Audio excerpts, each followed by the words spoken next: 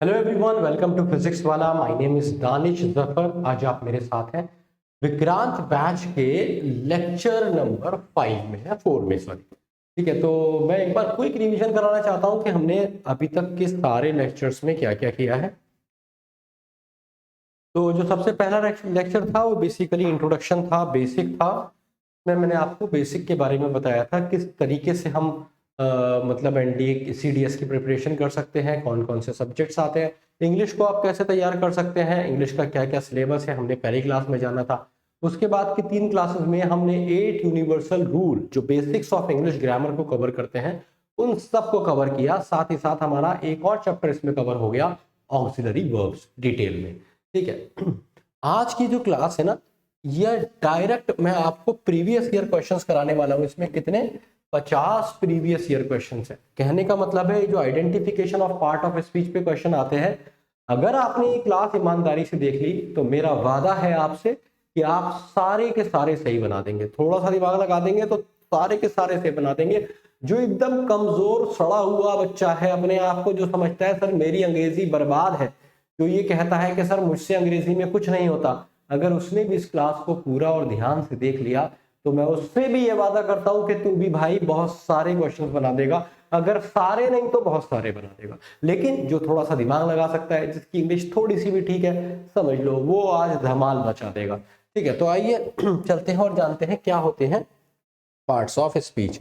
तो मैंने आपको लास्ट क्लास में थोड़ी सी ब्रीफिंग की थी। मैंने आपको बताया था कि कोई भी सेंटेंस होता है तो वो पार्ट्स ऑफ स्पीच से बनके मिलके बनता है। कहने का मतलब है एक सेंटेंस में कई सारे पार्ट्स ऑफ स्पीच होते हैं। अब पार्ट्स ऑफ स्पीच क्या क्या होते हैं?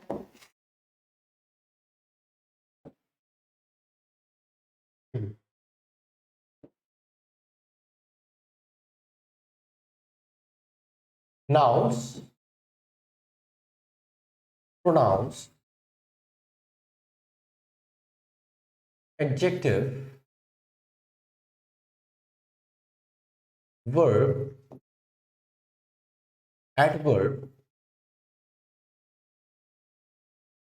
preposition,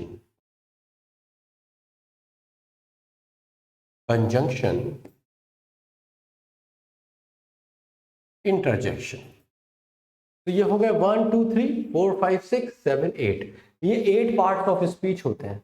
अब पार्ट ऑफ स्पीच का मतलब ये नहीं है कि वो इन्हीं में से कुछ पूछेगा, कभी कभी वो आर्टिकल भी पूछ लेता है कि भाई ए एंड दा। ठीक है, खैर मेन यही है। अगर आपको ये आ जाएंगे तो समझ लीजिए आपको सारे आ गए। अब नाउन्स जो होते हैं, अगर मैं इनकी एक एक करके व्याख्या करूं और मैं नाउन्स की बात करूं तो देखो, नाउन्स को पहचानना बड़ा आसान होता है। नाउन्स को पहचानना इसलिए आसान होता है कि ये हमेशा किसी न किसी चीज के नाम होंगे। इसका नाम हो सकता है किसी क्वालिटी का नाम, किसी गुण का नाम भी हो सकता है ना, या फिर किसी पर्सन का नाम, प्लेस का नाम, थिंग का नाम।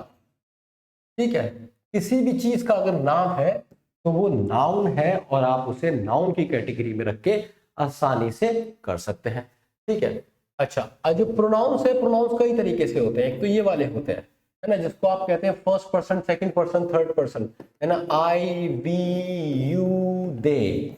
अब सिर्फ यही प्रोनाउन नहीं होते, इनकी जो बाकी फॉर्म्स होती हैं, जैसे आई मी भी तो होता है कभी कभी, आई कभी कभी माई भी तो होता है, और माइन भी तो होता है। तो ये सारे के सारे प्रोनाउन हो जाते हैं। In the same manner we के लिए अस भी तो आता है ना, आर भी तो आता है, आर सेल्फ भी तो आता है। तो ये भी सारे के सारे प्रोनाउन होते हैं। ठीक है, मेरे कहने का मतलब क्या है, मैं भी अब देखो ये सारी चीजें मैं आपको डिटेल में तो पढ़ाऊंगा ही। आपने देखा होगा शेड्यूल में कि नाउन की 2 बड़ी बड़ी क्लासेस हैं, है ना। तो नाउन को बहुत डिटेल में मैं पढ़ाऊंगा, प्रोनाउन को बहुत डिटेल में पढ़ाऊंगा, एडजेक्टिव्स को बहुत डिटेल में पढ़ाऊंगा, प्रेपोजिशंस को बहुत डिटेल में पढ़ाऊंगा। आपको उसकी चिंता करने की बिल्कुल इतनी रत्ती भर सी भी जरूरत नहीं है। बट मैं आपको पहचानना सिखा रहा हूं। जैसे कोई दिख जाए तो आपने दे दिया भाई। देखो, एक तो ये होता है जानना, लड़की को जानना एक अलग चीज है, और ये जानना ये लड़की ये अलग चीज है। ये तो तुम्हें शक्ल देख के ही पता चल जाएगा, मूछें तो होंगी नहीं उसकी, है ना, गंजी तो होगी नहीं, तो शक्ल देख के तुम्हें एकदम पता चल जाएगा ओ ये तो लड़की है। तो बस मैं तुम्हें वही सिखा रहा हूँ कि तुम शक्ल देख के पहचान लो कि ओहो ये तो प्रोनाउन है। अब वो क्या चाहता है, कैसे वर्क करता है ना, लड़की तुमसे क्या चाहती है, कैसे वर्क करती है, खुद ही ईगो दिखाती है, खुद ही फूल जाती है, तो ये चीजें जो होती है ना, ये चीजें तुम्हें वक्त के साथ समझ में आती हैं। ठीक है, so I, we, you, they, me, my, mine, us, ourselves, whose, ये हुम, हुज, सारे के सारे मेरे बच्चे प्रोनाउन होते हैं।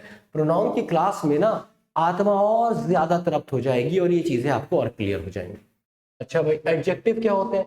ये बेसिकली आपको क्वालिटी बताते हैं, क्वांटिटी बताते हैं, इनकी डिग्रीज होती हैं, है ना, पॉजिटिव, कंपैरेटिव, सुपरलेटिव। अब तुम कहोगे सर ये क्या नई चीज पढ़ा दी, सर ये क्या बात है, सर ये मेरे को समझ में नहीं आ रहा। अरे कुछ नहीं, तुमने गुड बेटर बेस्ट नहीं सुना? गुड, बेटर, बेस्ट नहीं सुना? लास्ट क्लास में भी मैंने तुम्हें बताया था कि नाउन और प्रोनाउन की व्याख्या करते हैं। They add something to the meaning of a noun और अ प्रोनाउन। ये किसी नाउन या प्रोनाउन के बारे में कुछ भी बताते हैं। भाई अगर मैंने कहा काला, तुम पूछोगे नहीं सर क्या काला, मैंने पूछा मोटा, मैंने कहा मोटा, तो तुम पूछोगे नहीं सर क्या मोटा, है ना, मैंने कहा सुंदर, तो तुम पूछोगे नहीं सर क्या सुंदर, तो सुंदर, काला, मोटा, ये सारे एडजेक्टिव हो गए, है ना। ये किसी भी नाउन या प्रोनाउन के बारे में कुछ भी एडिशनल इंफॉर्मेशन देते हैं। ठीक है, और इनकी पहचान क्या होती है? इनकी डिग्रीज होती है। जैसे अगर आप लिखेंगे वीक, तो आपको पता है वीकर भी एडजेक्टिव है और वीकेस्ट भी एडजेक्टिव है, और वीकेस्ट भी एडजेक्टिव है। ऐसे ही आप जानते हैं मोर भी एडजेक्टिव है और मोस्ट भी एडजेक्टिव है। क्यों? क्योंकि ये किसके बारे में बताते हैं? जो भी नाउन या प्रोनाउन का बोध कराएगा वो एडजेक्टिव कहलाएगा। अभी मैं सिर्फ आपको इसको पहचानना सिखा रहा हूं, फिर मैं आपको इसे सेंटेंस में करके दिखाऊंगा और फिर हम क्वेश्चंस करेंगे। अच्छा, वर्ब क्या होती है भाई? ये एक्शन, कोई भी मॉडल है वो भी वर्ब में आ जाएगी। ट्रांसिटिव है वो भी वर्ब में आ जाएगी। इंट्रांजिटिव ये क्या बदतमीजी है, इंट्रांजिटिव है वो भी वर्ब में आ जाएगी। ऑक्सिलरी है, अभी आपने मेरे साथ सीखे हैं, तो वो भी वर्ब में ही आ जाएंगी। ये सारी की सारी मेरे बच्चे वर्ब होती हैं, सारी की सारी वर्ब्स होती हैं। ठीक है, अब मॉडल आपको पता है, ही, कैल, should, can, could, may, might. Transitive verb क्या होती है? ट्रांजिटिव वर्ब वो होती है जिनको ऑब्जेक्ट चाहिए होता है। ये बात मैं आपको गहराई से समझाऊंगा जिस दिन पैसिव वॉइस और एक्टिव वॉइस समझाऊंगा। अभी बस इतना जान लो कि ये कभी अकेले नहीं आती। अगर मैंने कहा आई फाइट, तो बताना पड़ेगा ना किससे, आई फाइट हिम। ठीक है, या जो भी मैं कहना चाहता हूँ। या मैंने कहा आई डांस्ड, अब कहने की जरूरत नहीं, आई डांस का मतलब है मैं नाचता हूँ, काफी है। ठीक है, तो मुझे ये बताने की जरूरत नहीं है किस पे नाचता हूँ, क्या नाचता हूँ। तो ट्रांजिटिव वर्ब जो होती है उन्हें हमेशा कोई ऑब्जेक्ट चाहिए होता है। जैसे मैं कहूँ शी प्लेड, ठीक है, तो तुम्हें बताना पड़ेगा she played what, she played cricket. लेकिन अगर मैं कहूँ बर्ड्स फ्लाई, तो ये काफी है, बर्ड्स फ्लाई तो कहाँ उड़ेगी? आसमान में उड़ेगी, अंडरस्टूड है। तो हमेशा इनके साथ कोई ना कोई वर्ब आती है। मैं कह दूं आई हेल्प्ड, तो बताना पड़ेगा ना किसकी, तो ये ट्रांजिटिव वर्ब होगी हेल्प। तो ट्रांजिटिव वर्ब जिसमें ऑब्जेक्ट चाहिए हो, इंट्रांजिटिव वर्ब जिसमें ऑब्जेक्ट नहीं चाहिए हो, ऑक्सिलरी, ये सारे के सारे वर्ब की कैटेगरी में आते हैं। तो जब एग्जाम में क्वेश्चन आएगा तो आप इन सबको वर्ब में ही काउंट करेंगे। आगे आते हैं एडवर्ब, बड़ी मजेदार चीज है ये, है ना। मैंने आपको बताया था ये सबको मॉडिफाई कर देती है। ठीक है, ये नाउन, प्रोनाउन, एडजेक्टिव, एडवर्ब, मतलब सभी को ये मॉडिफाई कर देता है। ठीक है, किस किस को? मेनली एडजेक्टिव को मॉडिफाई करता है, वर्ब को मॉडिफाई करता है और एन अदर वर्ब को मॉडिफाई करता है। अब इसकी पहचान क्या होती है, इन तीनों के बारे में नीचे बात कर लेंगे। एडवर्ब में थोड़ा सा मुझे ज्यादा स्पेस चाहिए। तो एडवर्ब जो होता है ना, बेसिकली 5 तरीके से आप इसे पहचान सकते हैं। ये मैनर वाला भी होता है, मैनर बताएगा, कहीं कहीं कहीं ये टाइम बताता है, कहीं कहीं ये प्लेस बताता है ना। तो adverb of manner, adverb of time, adverb of place, adverb of degree भी कहलाते हैं, जिन्हें आप प्यार से एडवर्ब ऑफ इंटेंसिटी भी कहते हैं, और फाइनली फ्रीक्वेंसी भी बताते हैं। अब देखो, जैसे ही मैं लिखूंगा तुम्हारी समझ में आ जाएंगे एडवर्ब। देखो, जैसे ही लिखूंगा वैसे ही तुम्हारी समझ में एडवर्ब आ जाएंगे।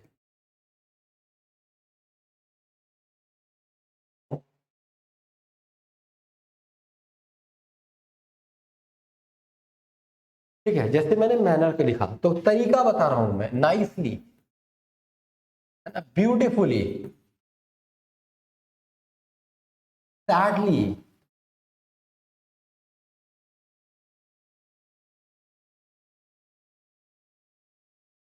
या फिर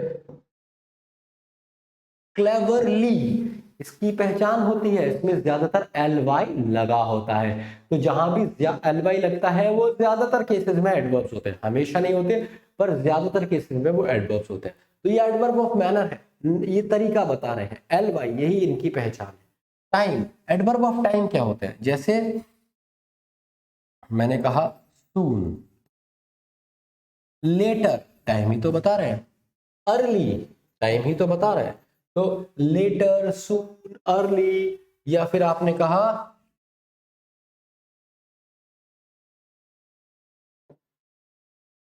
यस्टरडे, लास्ट नाइट, ये सारे के सारे एडवर्ब ऑफ टाइम होते हैं, क्योंकि ये क्या बताते हैं? समय का बोध पता कराते हैं, आपको समय के बारे में बताते हैं। इसी तरीके से कुछ होते हैं एडवर्ब ऑफ प्लेस। प्लेस का मतलब जैसे आपने बताया here, there, somewhere, nowhere, everywhere, ये सारे के सारे कौन होते हैं? एडवर्ब ऑफ प्लेस कहलाते हैं। इसके बाद आ जाते हैं डिग्री, इंटेंसिटी, जो शिद्दत बताते हैं कि काम किसी ने कैसे किया, जैसे हार्डली, है ना, मुश्किल से किया वो काम उसने, ठीक है, या फिर so much, very, ठीक है। तो ये सारे के सारे क्या है? ये भी एडवर्ब ऑफ डिग्री बता रहे हैं कि इतना, सो मच, वेरी, ये सारे के सारे क्या बताते हैं? एडवर्ब ऑफ डिग्री होते हैं। ये इंटेंसिटी बताते हैं किसी चीज का कम या ज्यादा होना। नॉट भी इसी में आता है, not is also an adverb, जो कि इसी में आता है। स्कार्सली, मुश्किल से, ये भी इसी में आता है। सारे के सारे एडवर्ब ऑफ डिग्री है, एडवर्ब ऑफ इंटेंसिटी। इसके बाद आती है फ्रीक्वेंसी। फ्रीक्वेंसी का क्या मतलब होता है मेरे बच्चे? रिपीटिशन, किसी चीज का रिपीटिशन। तो हम रिपीटिशन, जैसे मैंने कहा अगेन, सेल्डम, पर, नेवर, यूजुअली, ऑलवेज, ये सारे के सारे एडवर्ब ऑफ फ्रीक्वेंसी हैं। अब एक बार मैं शुरू से आपको बताता हूं कि इस पेज पे मैंने आपको क्या पढ़ाया। मैंने कोशिश की आपको पार्ट्स ऑफ स्पीच समझाने की। मैंने आपको एक बात बताई कि जो पार्ट्स ऑफ स्पीच होते हैं एक सेंटेंस के अंदर, बहुत सारी चीजें हो सकती है, नाउन, प्रोनाउन, एडजेक्टिव, वर्ब, जितने भी होते हैं वो सब पार्ट्स ऑफ स्पीच कहलाते हैं। ये 8 तरह के होते हैं, मैंने आपको लिख के भी दिखाए थे। पर इसमें से जो 5 होते हैं ये सबसे ज्यादा एग्जाम में पूछे जाते हैं, जिसमें से नाउन और प्रोनाउन में कभी बच्चे को कोई दिक्कत नहीं आती। ये ज्यादातर बच्चे बना देते हैं, 90% बच्चे इसको बना देते हैं। अगर तुम बिल्कुल ही फुद्दू हो, बिल्कुल ही फुद्दू हो, तो तुम ये नहीं कर पाते हो।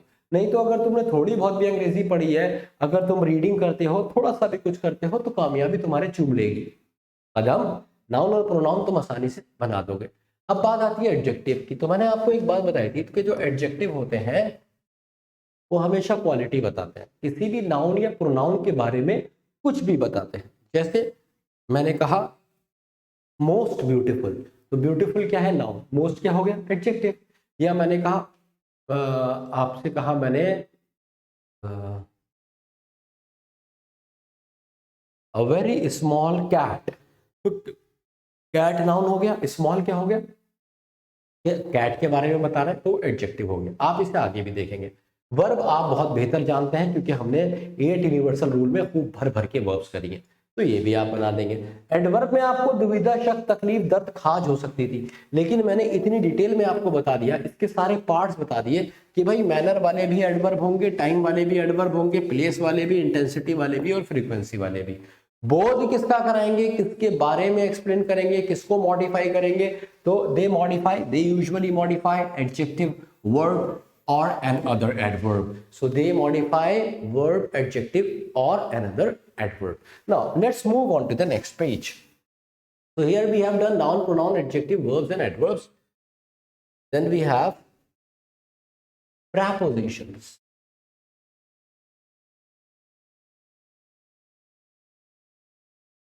देखो prepositions की एक बात याद रखना कि इसके बाद prepositions प्लस नाउन होता है या फिर नाउन इक्विवेलेंट, और ये इसकी बहुत बड़ी पहचान है।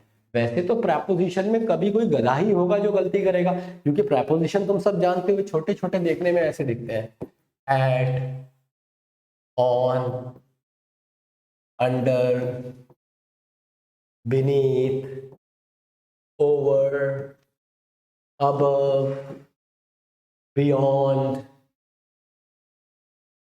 behind, है ना, along एंड सो ऑन। ऐसे बहुत सारे प्रेपोजिशंस होते हैं। तो ये प्रेपोजिशंस इतने कॉमन है कि आप बचपन से 55 तक इन, एन, एट ये सब देखते आते हैं, आपको पता होता है ओहो ये क्वेश्चन तो एडजेक्टिव एडवर्ब का है, मैं एकदम से बना दूंगा। तो इसमें आपको कोई गलती नहीं होती है, ये आप बना लेते हैं। आप आगे भी देखेंगे जब आप मेरे साथ क्वेश्चंस करेंगे कि आप एडवर्ब्स करिए, प्रेपोजिशंस के क्वेश्चन बड़ी आसानी से बना रहे हैं। तो आपका कौन कौन सा हो गया भाई, प्रेपोजिशंस। अब आती है बात कंजंक्शंस की। कंजंक्शंस मजेदार चीज है।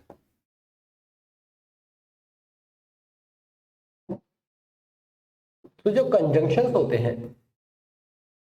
ये क्या करते हैं, ये क्या करते हैं, ये ज्वाइन करते हैं इसको टू वर्ड्स को या फिर टू सेंटेंसेस या फिर टू क्लॉजेस को। ठीक है,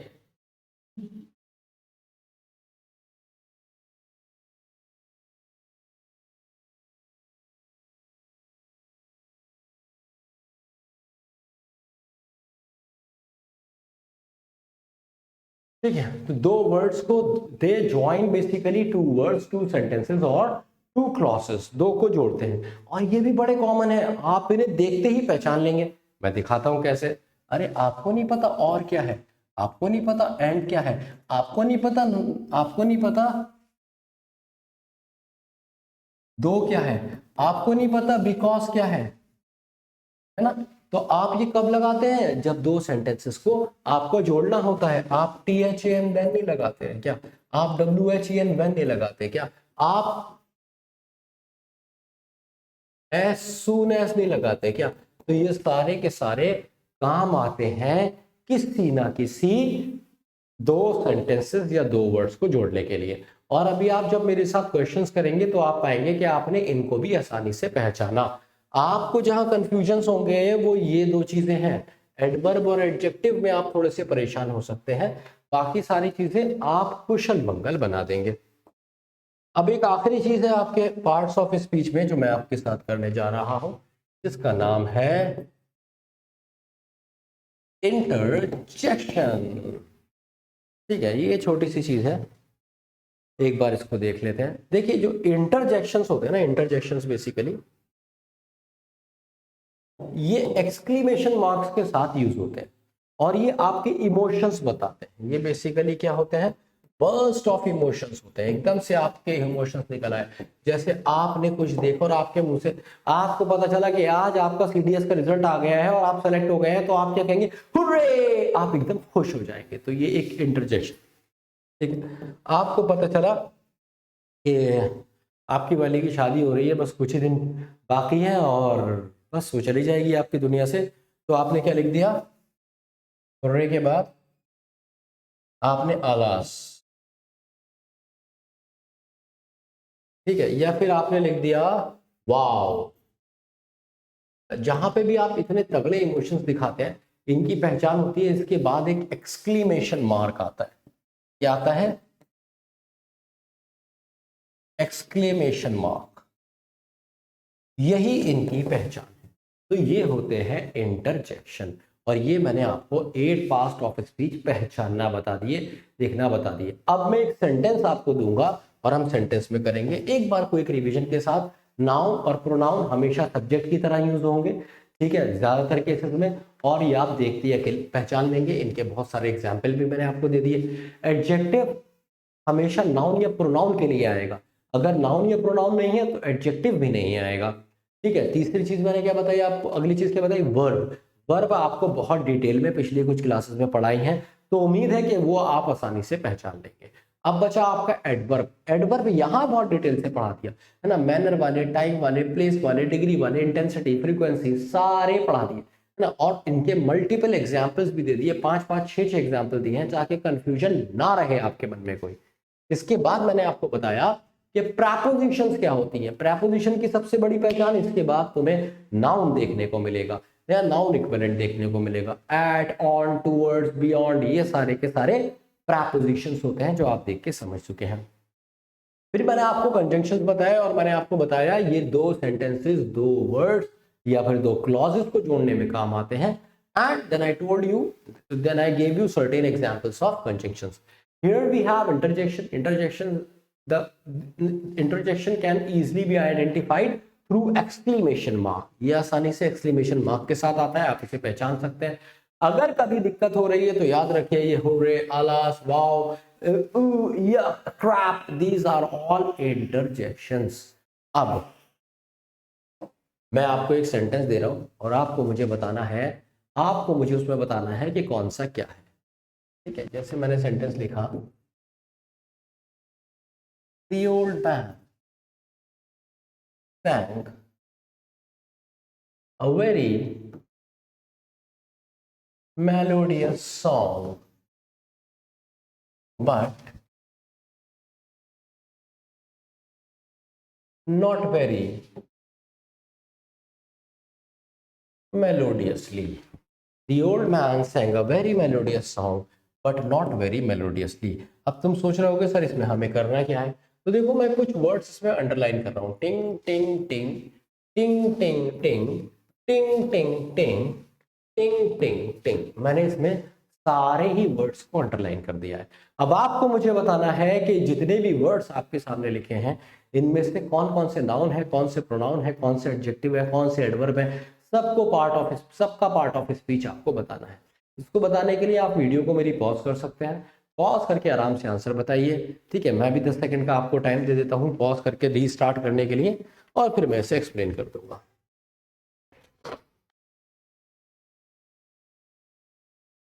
बहुत आसान है अगर थोड़ा सा भी दिमाग लगा लोगे।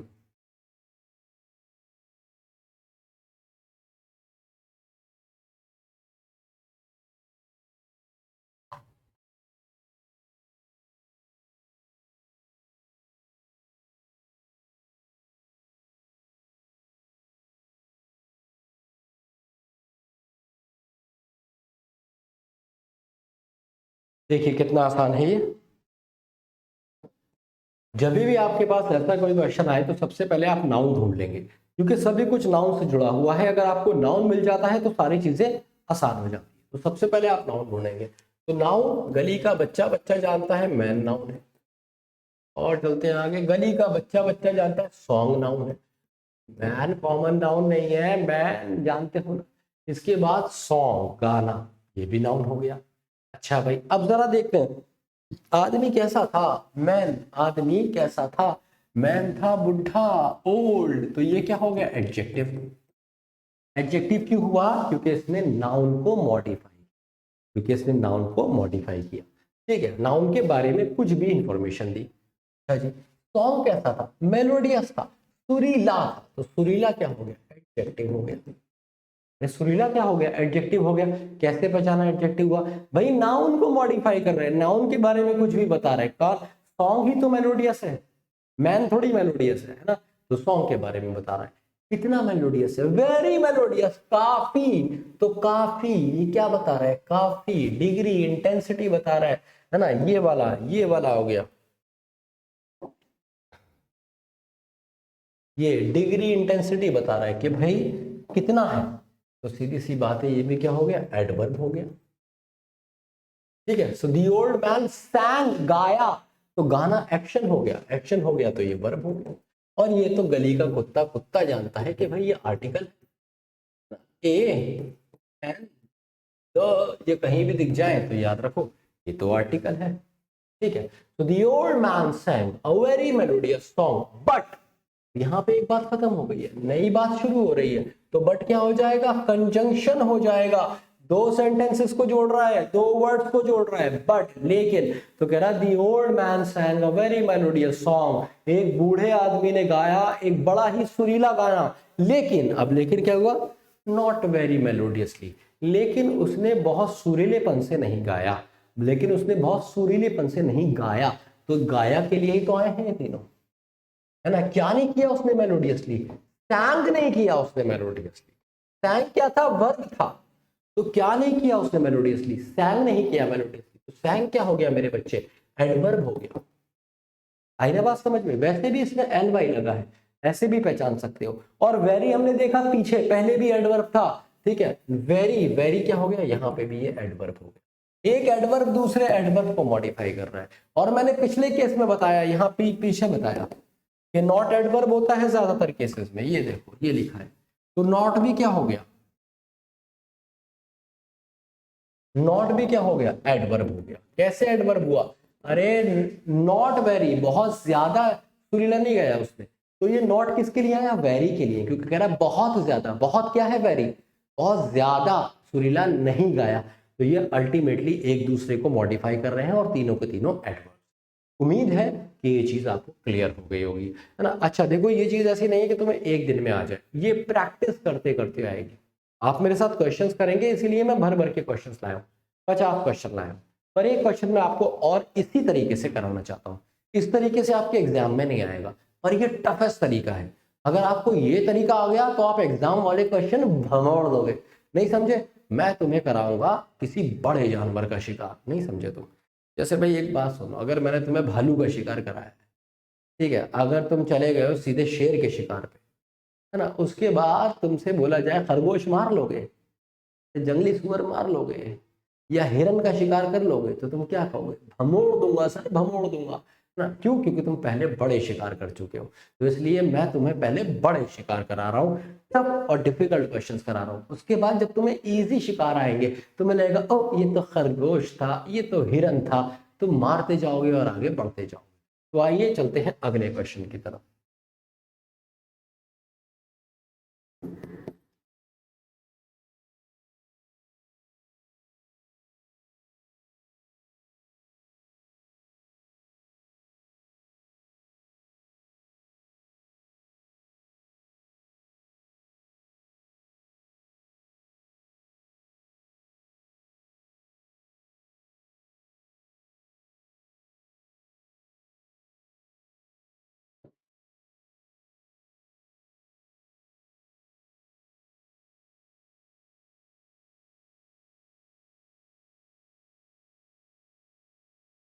ठीक है भाई,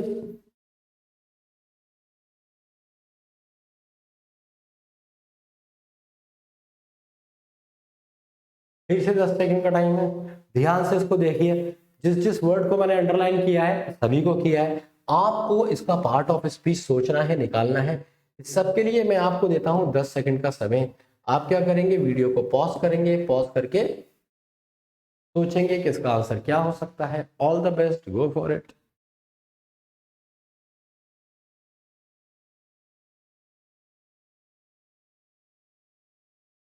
इस क्वेश्चन के बाद सीधे हम क्वेश्चंस करने जाएंगे।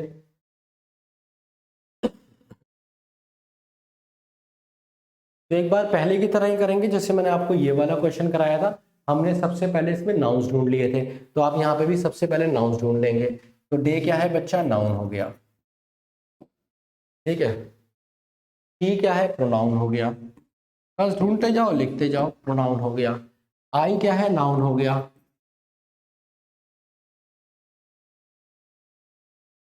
हर क्या है, प्रोनाउन हो गया। अब फ्रॉम भी हम सब जानते हैं, ये प्रेपोजिशन हो गए, ठीक है। तो अब देखो लगभग हमने आधा क्वेश्चन सॉल्व कर लिया खड़े खड़े ही, बहुत आसानी से, बस एक बार पढ़कर। अब इनके लिंक्स जोड़ते हैं।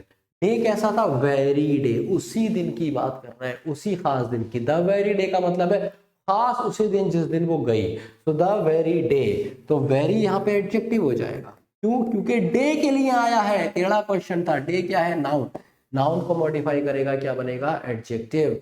डे क्या है, नाउन, तो नाउन को मॉडिफाई करेगा तो क्या बनेगा, एडजेक्टिव। और हम सब जानते हैं द क्या है, द यहाँ पे आर्टिकल है।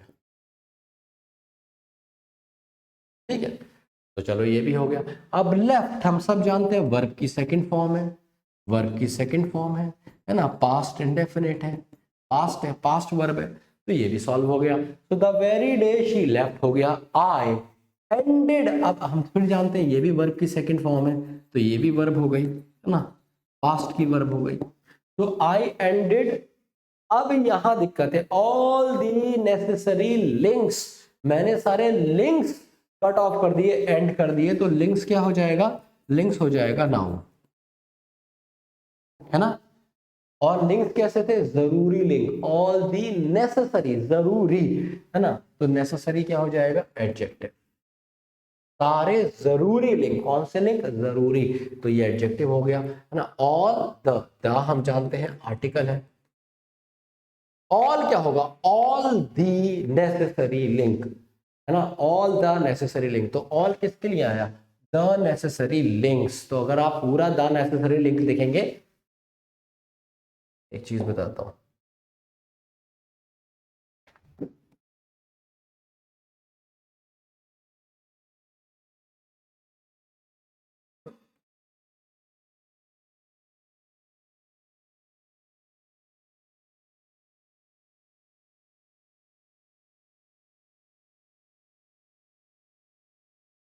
ठीक है, वो देखते हैं ना दो चीजों को एक साथ, और उनमें नाउन होता है तो वो नाउन फ्रेज होते हैं। जैसे कि मोस्ट हैंडसम मैन, तो एक नाउन के बारे में ही बता रहे हैं, इसमें मुख्य पात्र कौन है, मैन, तो मैन क्या है, नाउन है, तो बाकी सारी चीजें नाउन के संदर्भ में ही आई हैं, तो ये नाउन फ्रेज हो जाता है।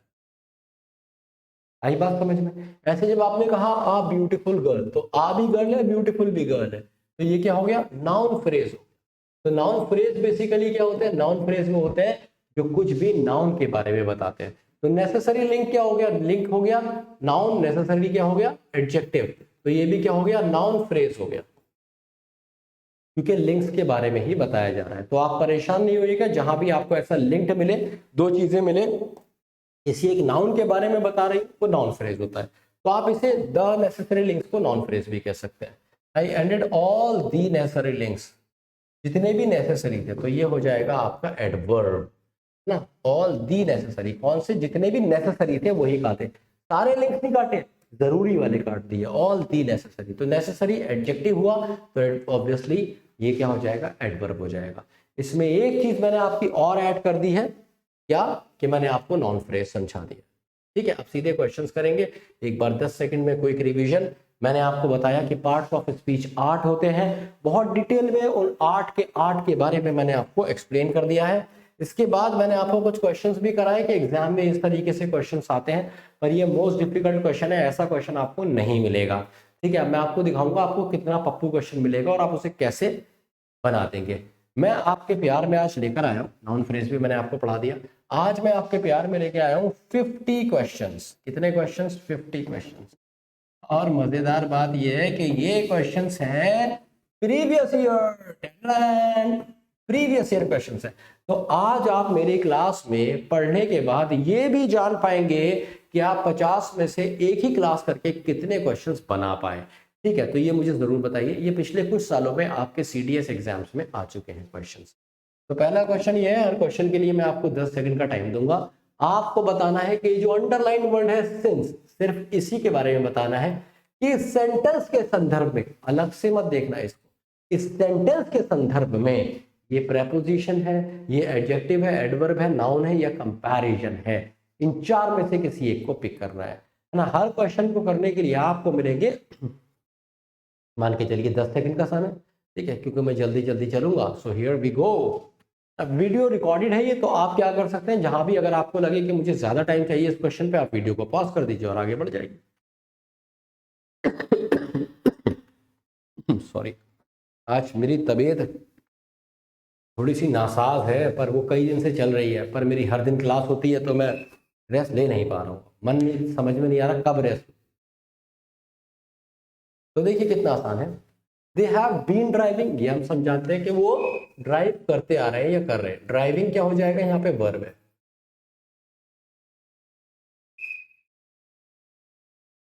Since early morning.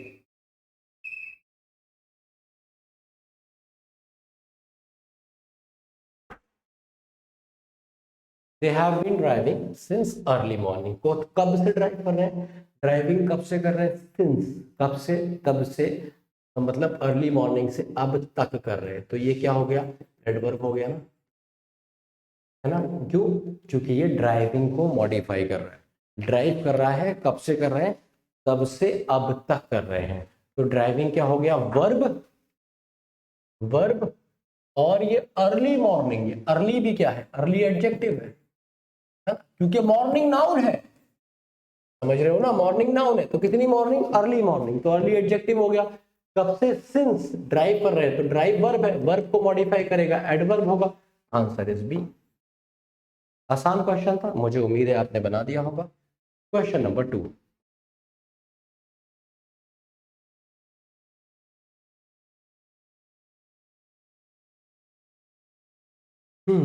अब देखिए ऐसा क्वेश्चन आता है तो आपको क्या करना, द मोस्ट ब्यूटीफुल, दो चीजें पूछ ली हैं। अब ये बात तो तय है कि ऑब्जेक्ट तो नहीं हो सकता, है ना भाई, ऑब्जेक्ट नहीं हो सकता, क्योंकि ऑब्जेक्ट के लिए वर्ब नहीं होती है। यहाँ तो इसी के हिसाब से वर्ब लगी है, ऑब्जेक्ट हमेशा लास्ट में आता है यूजुअली, ज्यादातर केसेस में। तो ये ऑब्जेक्ट नहीं है ना। एडजेक्टिव, इसमें से सिर्फ मोस्ट तो एडजेक्टिव है, लेकिन ब्यूटीफुल तो एडजेक्टिव नहीं है ना, हम सब जानते हैं।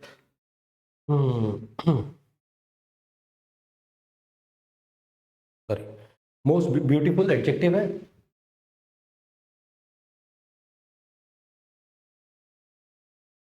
एडजेक्टिव है। और मोस्ट मतलब सबसे ज्यादा, तो ये क्या हो जाएगा, एडवर्ब हो जाएगा। अब आपने देखा एक एडवर्ब और एक एडजेक्टिव साथ में है, ऐसा क्वेश्चन आपको अक्सर कंफ्यूज कर सकता है जब आपको दो चीजें मिल गई, है ना। अच्छा, तो अब ये एडजेक्टिव तो हो सकता है, पर आगे चलते हैं नाउन फ्रेज। नाउन तो ये बिल्कुल भी नहीं है। नाउन तो सबसे पहले जब ऐसे क्वेश्चन में आप आएंगे तो एलिमिनेशन कर देंगे कि क्या क्या नहीं है। तो ऑब्जेक्ट बिल्कुल नहीं है, नाउन बिल्कुल नहीं है, मतलब इन दोनों में से एक आंसर होगा। अब 7 ऑफ द मंकीज, अब ऐसा कोई नाउन फ्रेज हो ही नहीं सकता जिसमें नाउन ना आए, ऐसा कोई नाउन फ्रेज हो ही नहीं सकता जिसमें नाउन ना आए, तो ये भी नहीं हो सकता। तो जो बचा वही आंसर। तो ये बेसिकली एडजेक्टिव है। मोस्ट ब्यूटीफुल को एक साथ कर दिया कि भाई most beautiful of the 7 monkeys, तो मोस्ट ब्यूटीफुल मंकीज हैं 7 ऑफ द 7 मंकीज, ये आपका नाउन फ्रेज हो सकता है, ठीक है, पर ये नाउन फ्रेज आपका नहीं है। तो ये क्या होगा, adjective, B is the correct answer. तो आप क्वेश्चंस को ऐसे भी कर सकते हैं, ये क्वेश्चंस कॉमन सेंस से होते हैं, ठीक है, प्रीवियस ईयर क्वेश्चन है। अगला क्वेश्चन, अब ये कोई क्वेश्चन है एकदम बदबूदार सड़ा हुआ क्वेश्चन है। शी वेंट, गली का बच्चा बच्चा जानता है कि वेंट वर्ब है, गो की फॉर्म है। क्वेश्चन खत्म हो गया, देखते ही खत्म हो गया। ए इज द करेक्ट आंसर, ठीक है। तो ऐसे क्वेश्चन देखो, कोई कोई क्वेश्चन ऐसा आएगा जो थोड़ा सा टेढ़ा होगा, टाइम लगा, हमने एलिमिनेशन किया, यहाँ पे जरूरत ही नहीं थी, हमने वेंट देखते ही वर्ब मारा और आगे बढ़ गए, क्योंकि भाई टाइम भी तो देखना है ना, एग्जाम में टाइम का भी ध्यान रखना है। There is a mouse underneath the piano. अब देखो यहाँ पे द पियानो आ रहा है, याद रखो प्रेपोजिशन की एक पहचान होती है, इसके बाद जो भी वर्ड आता है वो बेसिकली नाउन होता है या नाउन इक्विवेलेंट होता है ना। तो अंडरनीथ, बीनीथ, बियॉन्ड, ऑन, सारे प्रेपोजिशन होते हैं। कंजंक्शन तो है नहीं ना, ये दूसरा सेंटेंस शुरू नहीं हुआ है। एडवर्ब क्यों होगा, इज एक अकेला वर्ब है, इज अंडरनीथ, तो इज को थोड़ी मॉडिफाई कर रहा है, ये इसके बारे में थोड़ी कुछ बता रहा है, ये है ना। ना ही कोई दूसरा एडजेक्टिव है जिसके बारे में कुछ बताएगा, एडजेक्टिव तो है ही नहीं पूरे सेंटेंस में कोई। नाउन ये है नहीं, क्योंकि नाउन माउस या पियानो यहाँ पे है, एक ही बचा प्रेपोजिशन, तो आप इसे एलिमिनेशन से भी कर सकते थे। आंसर हो जाएगा डी। अगला क्वेश्चन तो कुछ क्वेश्चन टेढ़े हैं, कुछ जल्दी जल्दी हो जाएंगे। She was very impressed with her results, तो impressed क्या है, she was very impressed, impressed है verb, कितना impressed, सॉरी काफी impress है, काफी, तो very भी क्या हो जाएगा, एडवर्ब हो जाएगा, adverb. A is the correct answer. तो ये भी नहीं, ये भी नहीं, ये भी नहीं। क्लियर है, आसानी से आपसे बन रहे हैं ये क्वेश्चंस, मुझे उम्मीद है। द सेक्रेटरी हिमसेल्फ, अब मैंने आपको बताया था जितने भी सेल्फ वाले होते हैं सारे एडजेक्टिव होते हैं, हिमसेल्फ, अवरसेल्फ, योरसेल्फ, है ना, योरसेल्फ सारे के सारे प्रोनाउन होते हैं, प्रोनाउन। तो सेक्रेटरी ने खुद, तो प्रोनाउन हो गया, B is the correct answer. Noun ये है नहीं, एक्शन कोई दे नहीं रहा, एडवर्ब हो नहीं सकता। जो समझदार बच्चे हैं ना वो इन क्वेश्चंस को मात्र एलिमिनेशन से कर जाएंगे। The children were walking through the forest. अब देखो मैंने बताया प्रेपोजिशन की एक पहचान, उसके बाद नाउन आया ना, स्टैंडर्ड आया। दूसरी बात ये वर्ब तो नहीं है, थ्रू वर्ब तो ये रही, एडवर्ब भी नहीं है क्योंकि कुछ बताया नहीं, ना कि फॉरेस्ट के बारे में, ना ही वॉकिंग के बारे में, ना एडजेक्टिव नहीं है क्योंकि नाउन या प्रोनाउन को मॉडिफाई नहीं कर रहा। ये क्या है? प्रेपोजिशन। प्रेपोजिशन क्या बताता है? लास्ट क्लास में बताया था, रिलेशन बिटवीन टू नाउन्स या फिर नाउन इक्विवेलेंट्स। तो ये बता रहा है कि the children were walking through the forest. तो वॉकिंग, तो यहां पे क्या है? चिल्ड्रन और फॉरेस्ट का रिलेशन बता रहा है क्या? थ्रू। तो आंसर हो जाएगा प्रेपोजिशन डी। नेक्स्ट क्वेश्चन, ये भी मैं बताऊंगा। जैस्मीन एंड रोसेस, ये आप बचपन से करते हुए आ रहे हैं। Ram and Shyam, Sita and Geeta. तो ये आप जब एंड लगाते हैं तो ये कंजंक्शन होता है ना, क्योंकि दो वर्ड्स को ज्वाइन कर रहा है, दो वर्ड्स को ज्वाइन कर रहा है। प्रेपोजिशन से कोई मतलब नहीं है, वर्ब से कोई मतलब नहीं है, एडवर्ब से कोई मतलब नहीं है। So the answer is a. यहाँ थोड़ा सा समझना पड़ेगा। देखो पर्सनल प्रोनाउन कौन होते हैं? जो आदमी खुद के लिए बोल रहा होता है या डायरेक्ट यूज हुआ होता है ना, जिसमें आपका फर्स्ट पर्सन मतलब आई, में आपका सेकंड पर्सन प्रोनाउन मतलब यू। फर्स्ट पर्सन में आई और वी लिख सकते हैं आप दोनों, सेकंड पर्सन में यू, और थर्ड पर्सन में ये दे हो जाएगा या इट। मतलब इनको यू, आई और बी को छोड़ के जितने बचते हैं वो थर्ड पर्सन प्रोनाउन में होते हैं।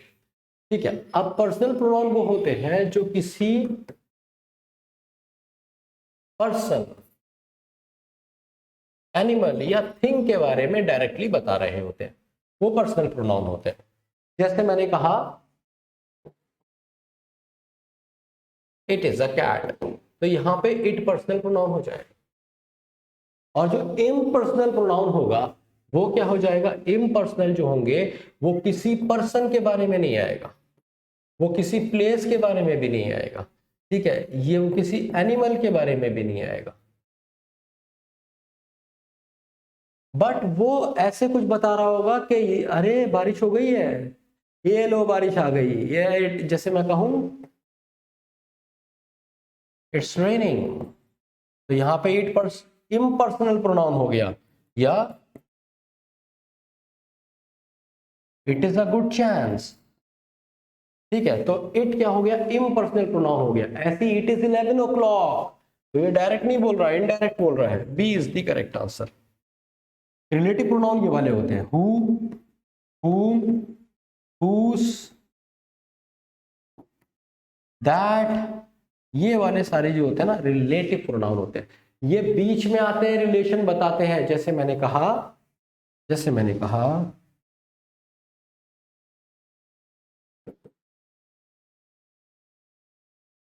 It's I who went there, वो मैं हूं जो वहां गया था, तो हु रिलेटिव प्रोनाउन हो गया। या फिर it is you whom we trust, वो तुम हो जिस पे हम भरोसा करते हैं, है ना। तो देखो बी तो पर्सनल प्रोनाउन हो गया, हम जानते हैं, लेकिन whom रिलेटिव प्रोनाउन हो गया। रिलेशन है ना, रिलेटिव प्रोनाउन क्या होता है? यूजुअली वो बीच में आता है ना, बीच में आता है। सो उसके बारे में आप बहुत गहराई से जानेंगे प्रोनाउन की क्लास में। अभी आप इतना जान लीजिए हु, whom, whose, that, ये रिलेटिव प्रोनाउन होते हैं। तो ये रिलेटिव प्रोनाउन भी नहीं है, वर्ब तो ये है ही नहीं, तो answer is B. Question number 10, the wonderful statue. अब ये भी मैं बताऊंगा क्या? वंडरफुल एडजेक्टिव है ना, किसके बारे में बता रहे हैं? नाउन के बारे में। तो स्टैच्यू क्या हो गया, नाउन हो गया, क्वेश्चन खत्म हो गया, answer is D. Noun phrase एक अकेला वर्ड नाउन फ्रेज नहीं होता, उसके साथ कुछ और भी होना चाहिए तभी तो वो फ्रेज बनेगा, तो नाउन फ्रेज नहीं है, एडजेक्टिव और ऑब्जेक्ट से तो मतलब ही नहीं, answer is D. Question number 11, all the pilgrims rested for a while, जितने भी पिलग्रिम्स थे उन्होंने कुछ समय के लिए रेस्ट किया, ठीक है, अंडर दिस बैनियन ट्री।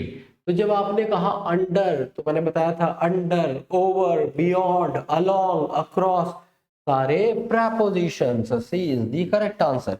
कोई एक्शन नहीं है तो वर्ब नहीं होगा, प्लेस वैल्यू अपने हिसाब से कुछ भी इन्होंने लिख के दे दिया आपको कंफ्यूज करने के लिए, और एडवर्ब ये हो नहीं सकता क्योंकि किसी भी वर्ब को मॉडिफाई नहीं कर रहा है, किसी भी एडजेक्टिव को मॉडिफाई नहीं कर रहा है। क्वेश्चन नंबर 12, ये ट्रिक क्वेश्चन है और ये अच्छा क्वेश्चन है।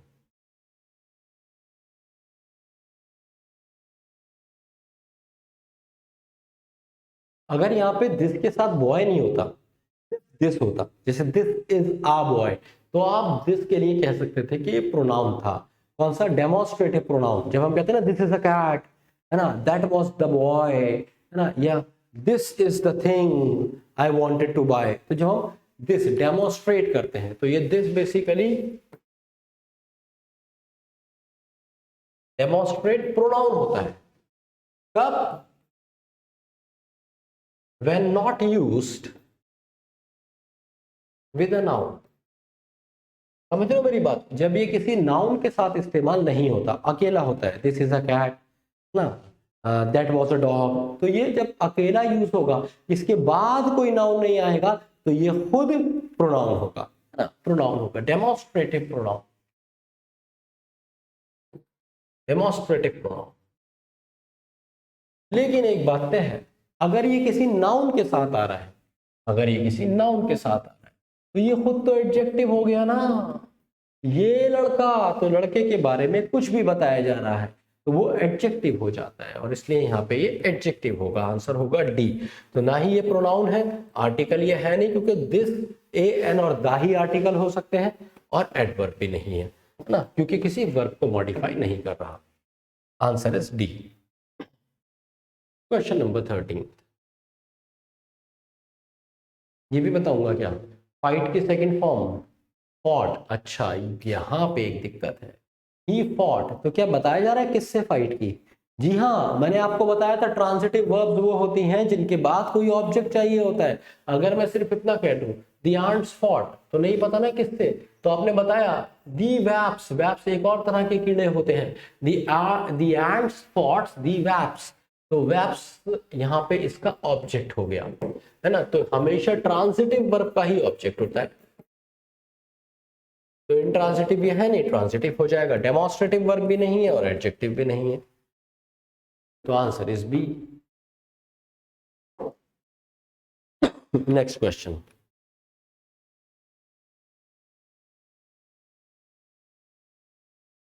चलो एक बार ना इसको यहां से हार्डली हटा देते, I can believe it, sentence सही हो गया।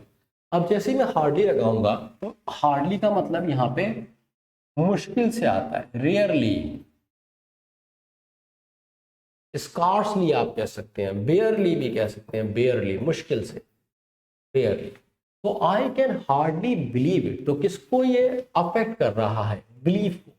बिलीव क्या है, वर्ब, तो अगर बिलीव वर्ब है तो जो भी चीज वर्ब को मॉडिफाई करती है वो एडवर्ब बन जाती है। एक तो ये तरीका है इसको करने का, ठीक है। दूसरी बात, इसमें एल वाई भी तो लगा है, ज्यादातर केसेस में एल वाई एडवर्ब होता है, ठीक है। तो एडजेक्टिव ये है नहीं, क्योंकि यहाँ पे कोई नाउन या प्रोनाउन ही नहीं है जिसको ये मॉडिफाई कर रहा हो। वर्ब ये हो नहीं सकती, वर्ब हमारे पास ऑलरेडी बिलीव है, प्रेपोजिशन से कोई मतलब नहीं है, answer is a. Question number 15,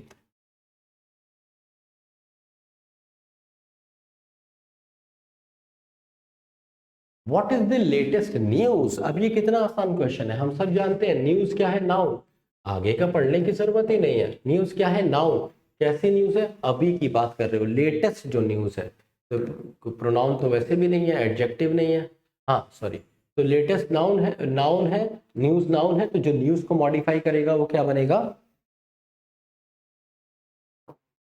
B, adjective, है ना। एडजेक्टिव हो जाएगा क्योंकि न्यूज को मॉडिफाई कर रहा है। एडवर्ब और एडजेक्टिव क्लॉज से कोई मतलब नहीं।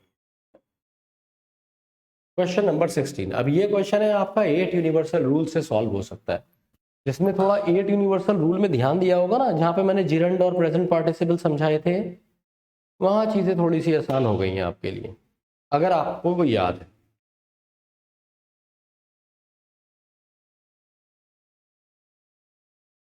नोटिसिंग द चेंज को नोटिस करना बिहेवियर में ऑफिसर के।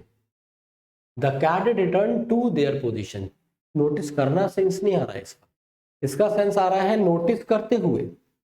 नोटिस करते हुए ऑफिसर के बिहेवियर में, नोटिस करते हुए ऑफिसर के बिहेवियर में एक चेंज, कैडेट अपनी पोजीशन पे वापस चला गया। तो करते हुए मैंने आपको बताया था कि जो जीरंड होता है उसमें ना वाला सेंस आता है। अगर ये जीरंड होता तो ये एक्टिविटी बता रहा होता, पर ये क्या बता रहा है, ये तो मैंने बहुत डिटेल में आपको कराए थे। तो ये क्या बता रहे हैं, ये पार्टिसिपल है। कौन सा वाला, प्रेजेंट पार्टिसिपल है, मतलब आईएनजी फॉर्म। तो आईएनजी फॉर्म या तो जिरंड होती है, प्रेजेंट पार्टिसिपल। मैंने 8 यूनिवर्सल रूल वाली क्लास में आपको बहुत गहराई से दोनों के बीच का डिफरेंस बताया है। यहाँ पे आंसर हो जाएगा ए। प्रेजेंट कॉन्टिन्यूअस ये है नहीं, क्योंकि प्रेजेंट कॉन्टिन्यूअस में आप इस एम या आर का इस्तेमाल देखेंगे, जो यहाँ पर मिसिंग है। प्रेजेंट कॉन्टिन्यूअस में इस एम आर के साथ ही आईएनजी आती है, अकेले नहीं आती है ना। नाउन फ्रेज भी ये नहीं है, एक अकेला वर्ड नाउन फ्रेज नहीं हो सकता, और ये नाउन भी नहीं है। Answer is a. इनके साथ आईएनजी लगे होते हैं वो नाउन नहीं होते हैं, या तो जिरंड होते हैं या प्रेजेंट पार्टिसिपल होते हैं। Next question.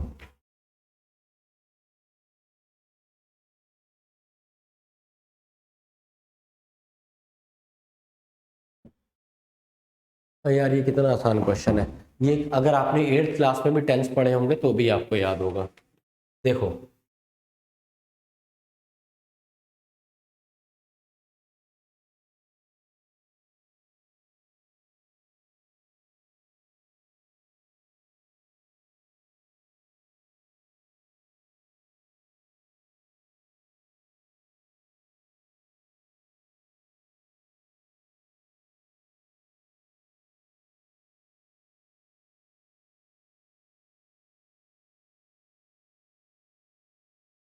हाँ जी, तो परफेक्ट टेंस याद रखिए, प्रेजेंट, पास्ट और फ्यूचर वाले होते हैं, ये आपको पता ही है। इन तीनों में एक बात कॉमन होती है कि third form of the verb, third form of the verb, third form of the verb लगती है।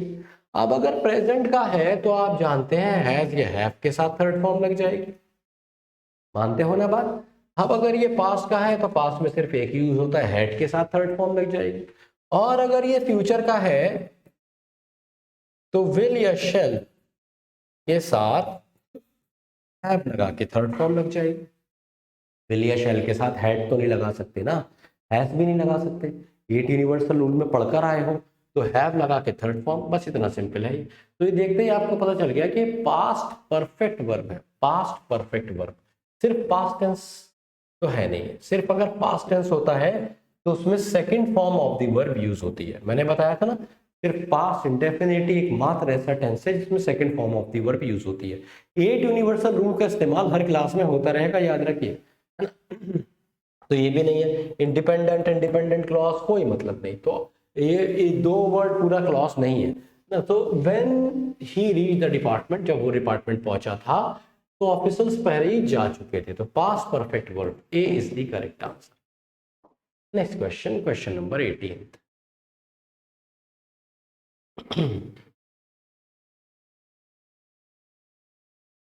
क्वेश्चन नंबर 18 कहता है he has offered her another chance.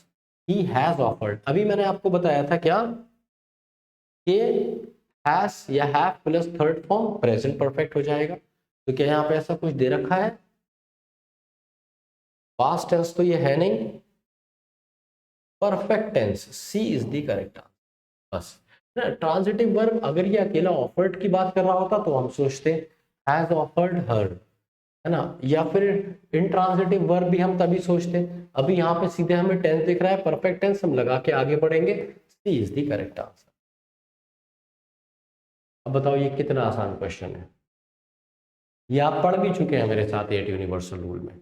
मैंने आपको 8 यूनिवर्सल रूल में 3 प्राइमरी ऑक्सिलरीज पढ़ाई हैं। कौन कौन सी? डिड, डू, डज, हैव, उसकी सारी फॉर्म्स, और बी और उसकी सारी फॉर्म्स।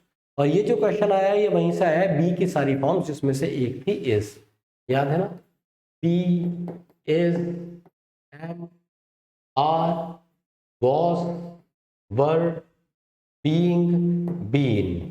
तो भाई जिन्होंने पिछली क्लासेस नहीं देखी ना, वो आज तो स्ट्रगल करने वाले ही हैं। तो सीधी सी बात है, आंसर हो जाएगा डी, ऑक्सिलरी वर्ब्स। बाकी सारे कंफ्यूज करने के लिए दिए गए हैं, है ना। तो the building is very ancient, building जो है वो बड़ी पुरानी है। एंशिएंट हो जाएगा क्या? एडजेक्टिव। ये हो जाएगा एडवर्ब। बिल्डिंग हो जाएगी नाउन, और द हो जाएगा आर्टिकल। क्वेश्चन नंबर 20, ये भी मैं बताऊंगा, ये तो आप कर चुके हैं मेरे साथ, एकदम से बता देंगे। मुझे लगा था कि क्लास में बड़ा टाइम लगेगा, पर ये क्वेश्चन इतने ज्यादा आसान लगने लगे पढ़ने के बाद कि मुझे लग रहा है तुम बहुत तेज तेज बना दोगे। तो हुर्रे एक इंटरजेक्शन होता है, आपको पता है, ये आपने पीछे मेरे साथ किया भी है। बाकी किसी तरफ देखने की जरूरत ही नहीं है। D is the correct answer. एक बात आप याद रखना कि आज अगर इसमें 50 क्वेश्चंस हैं, और इन 50 क्वेश्चंस में से अगर आप 40 करेक्ट कर देते हैं, अगर आप इसमें से 40 करेक्ट कर देते हैं, तो जान लीजिए कि आप वो पार्ट ऑफ स्पीच लगभग आ गए हैं। आगे की क्योंकि क्लासेस अभी आपने पढ़ा ही नहीं है गहराई से, अभी आपने नाउन नहीं पढ़े, प्रोनाउन नहीं पढ़े, वर्ब्स नहीं पढ़े, ट्रांजिटिव वर्ब्स नहीं पढ़े, इंट्रांजिटिव वर्ब्स नहीं पढ़े, मॉडल्स नहीं पढ़े, है ना। तो जब भी आप सारी चीजें बहुत गहराई से पढ़ लेंगे तो ये क्वेश्चन आपको ऐसा लगेंगे हलवा, समझ रहे हो, वो भी देसी घी का, कि कभी भी खाया जा सकता है ना। 1 चम्मच तो कभी भी खाया जा सकता है, 2 चम्मच तो कभी भी खाया जा सकता है। तो ये बड़ा आसान हो जाएगा आपके लिए। बट आज 40 इसमें स्कोर करना है, ये बात तय है। तो आपको मुझे इस क्लास के बाद स्कोर भी बताने हैं। Question number 21, Ravi was declared as the winner in the tie because he had. अब देखो यहाँ पे 2 सेंटेंसेस है। पहला सेंटेंस है कि रवि को डिक्लेयर कर दिया गया विनर इन द टाई, कि जो मैच टाई हुआ उसमें कह दिया कि भाई रवि जीत गया, ठीक है, एक बात खत्म हो गई। दूसरी बात, क्योंकि अभी इसका रीजन दे रहा है ना, कंजंक्शन हो गया। He had hit the most number of sixes, क्योंकि उसने ही सबसे ज्यादा चौके और छक्के मारे थे। तो इसलिए क्या हो गया भैया, कॉज से कोई मतलब नहीं है, एडवर्ब से कोई मतलब नहीं है, कोई एक्सक्लेमेशन मार्क है नहीं, तो कंजंक्शन हो गया। ए इज द करेक्ट आंसर। खत्म हो गई।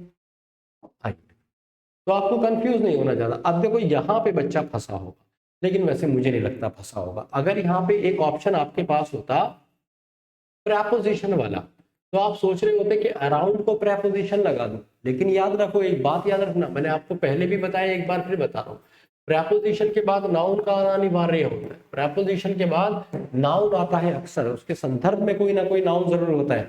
यहाँ पे नाउन नहीं है। So the wanderer around, the wanderer, they wandered, अच्छा दे वेंडर्ड मतलब वो इधर उधर घूमे। तो दे हो गया आपका प्रोनाउन, वेंडर्ड हो गया आपका वर्ब, इधर उधर घूमे।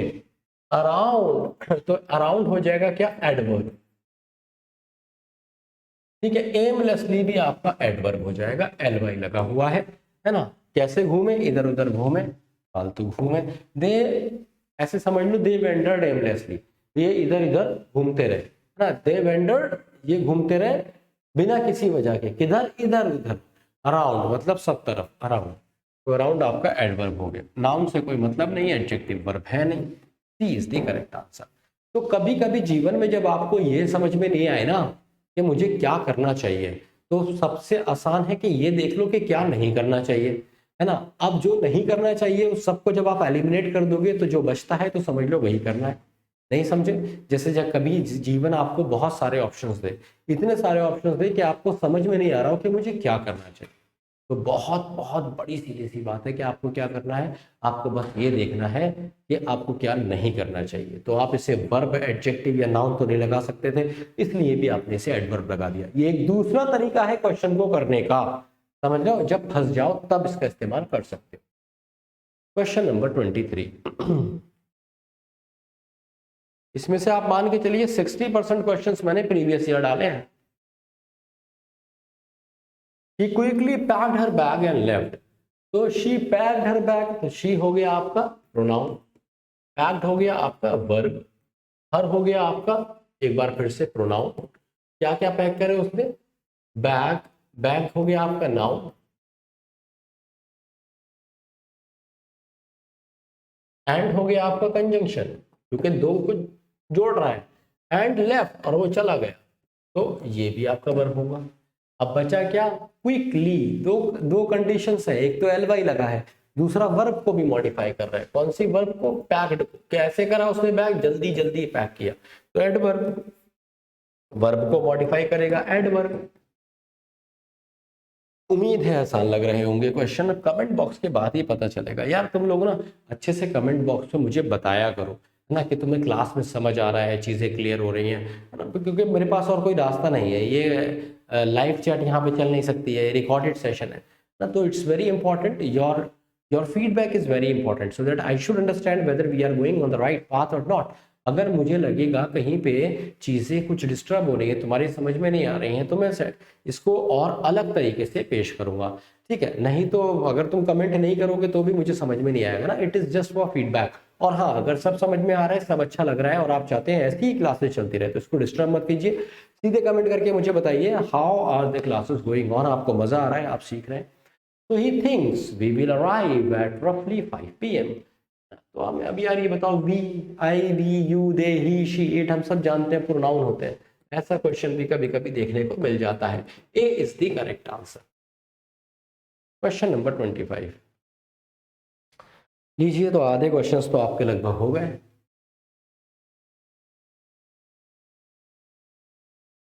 This is a depressing time to be living in London as people are arguing over the election. So this is a depressing time. तो टाइम क्या है, नाउन, है ना। यहाँ पे दिस क्या, दिस इज, ये क्या है, ये एक डिप्रेसिंग टाइम है। तो टाइम क्या हो जाएगा आपका, नाउन। और किसको मॉडिफाई कर रहा है, डिप्रेसिंग को। डिप्रेसिंग क्या हो जाएगा, एडजेक्टिव। एडजेक्टिव तो इंटरजेक्शन होगा नहीं क्योंकि एक्सक्लेमेशन मार्क नहीं है, ये एडजेक्टिव हो जाएगा। एडवर्ब इसलिए नहीं है, किसी वर्ब को मॉडिफाई नहीं कर रहा, और ये वर्ब भी नहीं है। अगर ये आ कैसे लगा दोगे वर्ब से पहले, है ना, वर्ब से पहले आ लगता है, कभी नहीं लगता, आर्टिकल नहीं लगता, ठीक है। तो याद रखो कितनी बार ing forms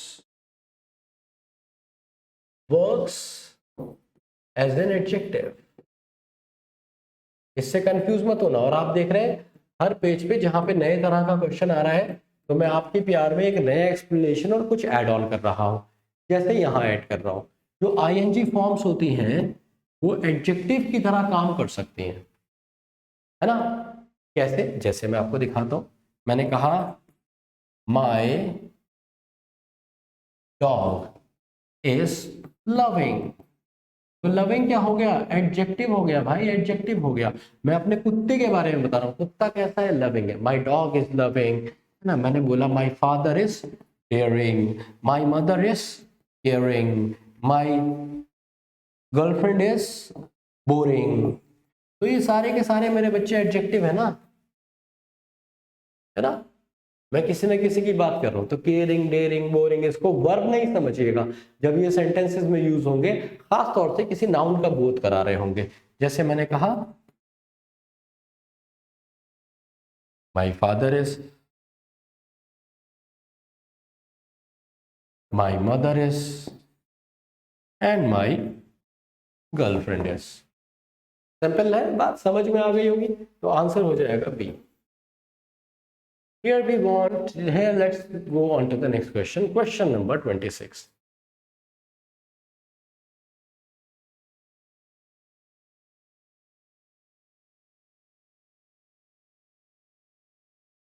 Nathan is finishing his chores early. Nathan क्या कर रहा है, वो फिनिश, पूरे कर रहा है अपने chores का मतलब होता है डेली के, रोजाना के काम। डेली वर्क, ठीक है, कैसे अर्ली, अर्ली कर रहा है, तो he can enjoy the rest of the day. तो यहाँ पे एक बात पूरी हुई, यहाँ पे दूसरी शुरू हुई, इन दोनों को जोड़ने वाला ये हो गया कंजंक्शन। तो आंसर आ जाएगा conjunction, A is the correct answer. Interjection exclamation नहीं है, प्रोनाउन और वर्ब तो ये वैसे भी नहीं हो सकते। ये वो क्वेश्चन है जो मेरे बच्चे ने आंख बंद कर गिर के टनाटन कर दिए होंगे, है ना। जस्ट अ सेकेंड, ठीक है। अगला क्वेश्चन, आंसर हो जाएगा इसका ए। हाँ, प्रेपोजिशन की एक पहचान आपने जानी थी। क्या पहचान जानी थी? कि जहां भी प्रेपोजिशन होगी उसके बाद नाउन आएगा, तो बताओ ये तनतनाता हुआ क्या है? अरे क्या है? नाउन।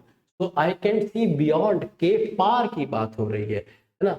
आई और हॉराइजन को के बीच का रिलेशन बियॉन्ड बता रहा है, ये प्रेपोजिशन होगा। किसी का नाम नहीं है बियॉन्ड, है ना, किसी वर्ब के लिए नहीं आया है बियॉन्ड, है ना, तो वर्ब खुद भी नहीं है beyond. C is the correct answer. तो आप इसे एलिमिनेशन से भी कर सकते थे और डायरेक्ट भी कर सकते थे। ये मत सोचना आज तुम्हें क्या बोलते हैं वो,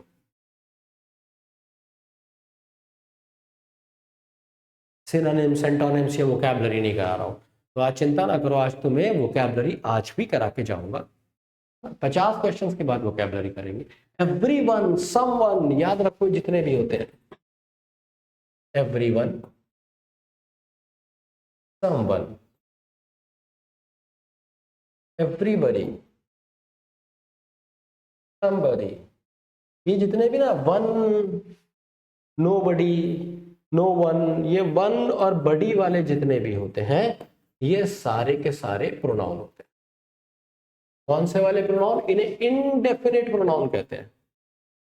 अरे अब ये याद करने की क्या जरूरत है? इनडेफिनेट का मतलब है कि पता नहीं, डेफिनेट नहीं है किसकी बात हो रही है। अब समवन में पता नहीं ना कौन समवन, एवरीवन में पता नहीं ना कौन कौन है एवरीवन में, है ना। तो मतलब उनको स्पेसिफिकली इंडिविजुअली हमें नहीं पता है, और इसलिए हम उसे इनडेफिनेट कहते हैं। इनडेफिनेट प्रोनाउंस होते हैं। तो ये क्या हो गया? सीधे प्रोनाउन हो गया। किसी का नाम तो नहीं है ना, ओ एवरीवन, ओ एवरीवन इधर आ, ऐसे तो हम नहीं बोलते ना। तो एवरीवन नाउन तो है नहीं किसी का, ना एडवर्ब भी हो नहीं सकता, एडजेक्टिव भी नहीं है। आंसर क्या हो गया? बी। चलिए क्वेश्चन नंबर 29।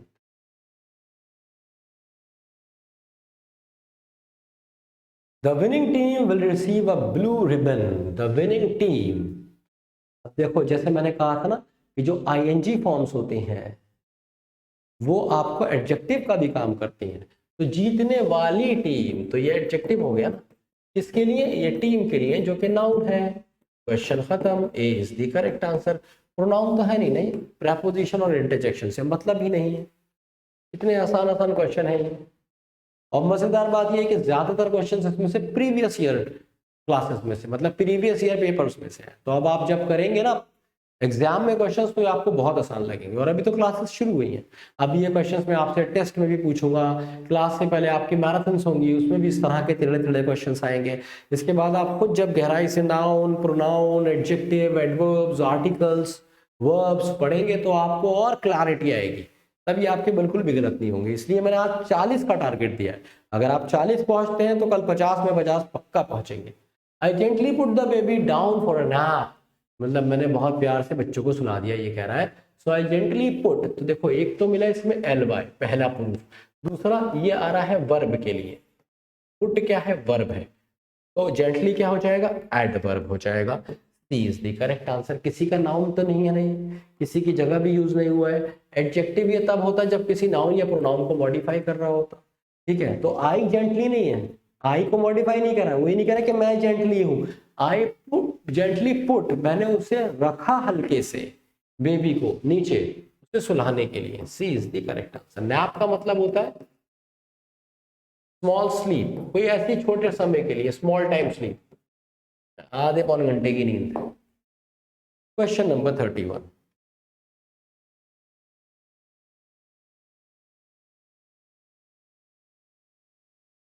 अब देखो एक चीज मैं और बताता हूं, अगर कभी भी आपको आर्टिकल मिल जाए कोई,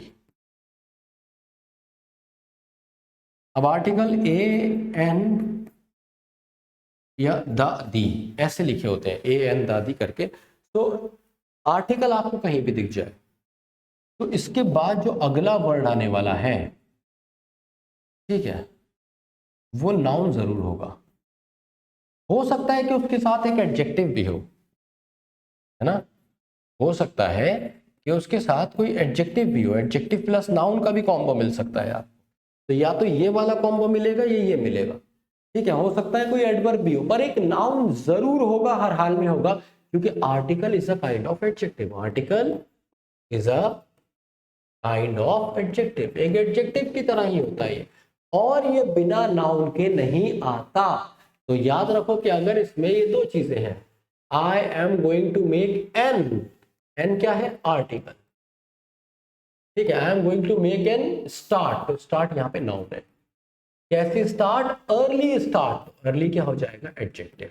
मैं इस बात को दोबारा बता देता हूं, कभी भी किसी आर्टिकल के बाद कोई वर्ड मिलेगा या ग्रुप ऑफ वर्ड्स मिलेंगे, उसमें एक नाउन का होना अनिवार्य है, क्योंकि बिना नाउन के आर्टिकल नहीं आ सकता।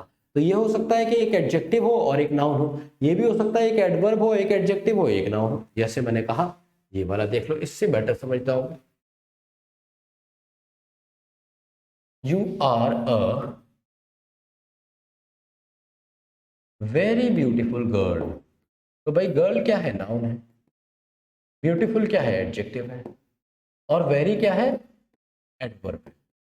नाउन एडजेक्टिव एडवर्ब, तो ये आर्टिकल होगा। क्यों, क्योंकि नाउन है, गर्ल ही की बात कर रहा है, आ किसके लिए आया, गर्ल के लिए ही आया। दा भी होता तो भी वो गर्ल के लिए ही आता, तो यहाँ पे ये एडजेक्टिव हो जाएगा, आंसर इज बी। तो एडवर्ब से कोई मतलब नहीं है, वर्ब और नाउन ये है नहीं, answer is B. Question number 32, come on. अब मुझे उम्मीद है क्वेश्चंस आसान लग रहे होंगे आपको इतने क्वेश्चंस करने के बाद। तो अब देखो यहाँ पे कह रहा है I need to find a person who can read Swedish. I need to find a person who, तो मैंने आपको बताया था हु, whom, whose, that, ये अक्सर आपको बीच में दिखेंगे सेंटेंस के, और ये कौन होते हैं, रिलेटिव प्रोनाउन होते हैं, रिलेटिव प्रोनाउंस। आज ही बताया, आज ही की क्लास में, तो जो चीते ने शुरू से क्लास देखी होगी उसने तनतना के आंसर दे दिया होगा कि सर रिलेटिव प्रोनाउन है ये बी। और जब बेचारा कमजोर चीता होगा, है ना, या फिर चमन चीता होगा, रिफ्लेक्सिव, याद रखो रिफ्लेक्सिव वाले हमेशा सेल्फ लेके आते हैं, सेल्फ या सेल्व्स, ये वाले ही रिफ्लेक्सिव होते हैं। एडवर्ब से कोई मतलब नहीं है यहाँ पे, और नाउन ये हो ही नहीं सकता, किसी का नाम हो सकता है इधर, नाउन नाउन नहीं हो सकता, किसी का नाम नहीं हो सकता। एडवर्ब भी नहीं है, किसी वर्ब को मॉडिफाई नहीं कर रहा। इन दोनों में से एक आंसर था, समझदार और जो बढ़िया चीता था उसने बी लगा दिया, जो चमन था उसने सी लगा दिया। चलो भाई आ जाते हैं क्वेश्चन नंबर 33 पे।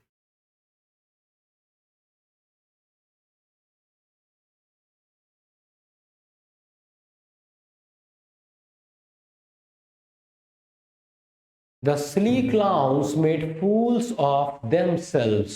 अब देखो भैया themselves क्या है यहाँ पे, अभी पीछे बताया ना, अभी तुम्हें पीछे बताया कि सेल्स वाले रिलेटिव प्रोनाउन हो जाते हैं, रिफ्लेक्सिव प्रोनाउन हो जाते हैं। तो क्या यहाँ पे रिफ्लेक्सिव प्रोनाउन दे रखा है, बिल्कुल दे रखा है। सिली का मतलब क्या है, क्लाउन्स हो गया नाउन। क्लाउन्स कौन होते हैं, जोकर। कौन सा जोकर, सिली, सिली का मतलब होता है स्टूपिड, तो ये क्या हो गया, एडजेक्टिव। ये हो गया आर्टिकल। मेड हो गया word.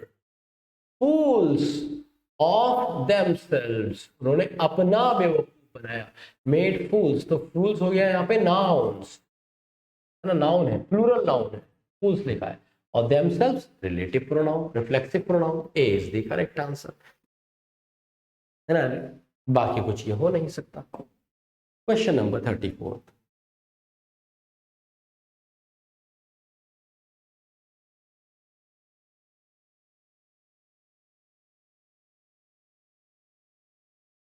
I try very hard in school, yet I am not receiving good grades। कह रहा है कि मैंने कोशिश तो बड़ी करी, I try very hard in school, मैंने कोशिश तो बहुत बढ़िया करी है ना, इन स्कूल, yet फिर भी I am not receiving good grades, मेरे अच्छे ग्रेड्स नहीं आ रहे। तो ये एक बात हुई कि मैंने ट्राई बहुत अच्छा करा, ये दूसरी बात हुई कि मेरे ग्रेड अच्छे नहीं आ रहे, ये बीच वाला इन दोनों को जोड़ रहा है, तो ये कंजंक्शन हो गया। देखो कंजंक्शन ऑप्शन में भी है, सी आंसर हो गया। प्रेपोजिशन तो है नहीं, दो नाउन को तो नहीं जोड़ रहा, दो नाउन इक्विवेलेंट को नहीं जोड़ रहा, इंटरजेक्शन नहीं है, हुर्रे पुर्रे नहीं है यहाँ पे, है ना, और आर्टिकल दा, ए और एन ही होते हैं, तो बचा क्या, सी। तो एलिमिनेशन से ये क्वेश्चन एकदम आसानी से हो जाएंगे, एलिमिनेशन का ध्यान रखिए। बताओ ये क्वेश्चन मैं बताऊंगा, आधे बच्चे ऐसे होंगे बिना देखे उन्होंने ये क्वेश्चन का आंसर बता दिया होगा सूंघ के, तो समझदार बच्चा हो। अगर वो तुमसे कहती है मुझे ऐसे भी ये मुंह यहाँ तक ले जाती है, हाँ यहाँ से यहाँ तक ले जाती है, पता नहीं कैसे, समझ रहे हो, तो ये तो हर बर्थडे इज टुमारो है, मतलब मैंने देखा है कुछ लड़की, मैंने कोशिश भी करी है, मेरा इतना ही जाता है और बड़ा गंदा लगता है मुंह ऐसे, इनका पता नहीं कैसे यहाँ तक ले जाते एक ही बार में, फिर यहाँ और बहुत तेज आता है, मेरा चला जाता है तो वापस भी नहीं आता, मतलब मेरा रुक जाता है, मैं ऐसे नहीं कर पाता, ये पता नहीं कैसे ऐसे कर देती है, वो नहीं हो पाता, और मैं करता हूँ तो वो बड़ी बैड इमिटेशन, बड़ी बेकार कॉपी लगती है, ठीक है, तो पता नहीं ये कलाएं इन्हीं के पास होती हैं। तो हर बर्थडे इज टुमारो, उसका बर्थडे कब है, कल है, मुझे लगा अगले वीक है, तो ये हूँ भी कह रही है, तो हूँ क्या हो गया, इंटरजेक्शन हो गया भाई, है ना, प्रोनाउन तो है नहीं, किसी का नाम की जगह तुम उसे हूँ तो कहोगे नहीं, हूँ यहाँ नहीं हो सकता, है ना, कंजंक्शन नहीं है, दो सेंटेंसेस को नहीं जोड़ रहा है, प्रेपोजिशन भी नहीं है, answer is C. Question number 36,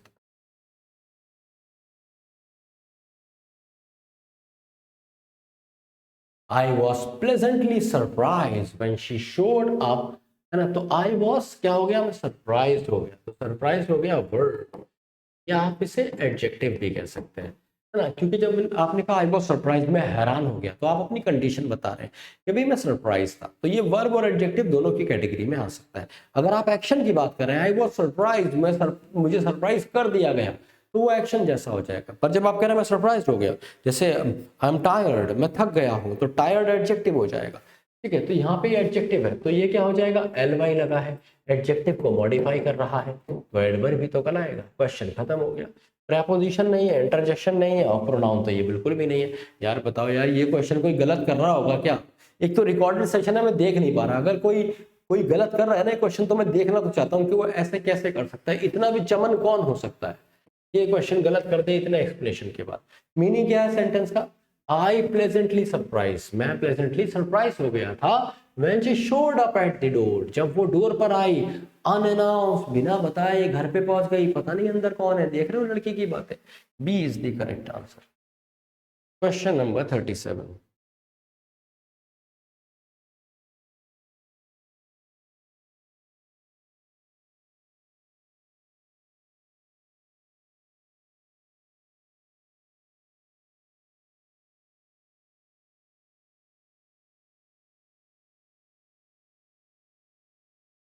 everybody hates him, हर कोई उससे नफरत करता है, फॉर हिज रिपल्सिव लुक्स, मतलब वो लुक्स ही ऐसे देता है आदमी को कि जिससे घृणा घृणा प्रकट होती है।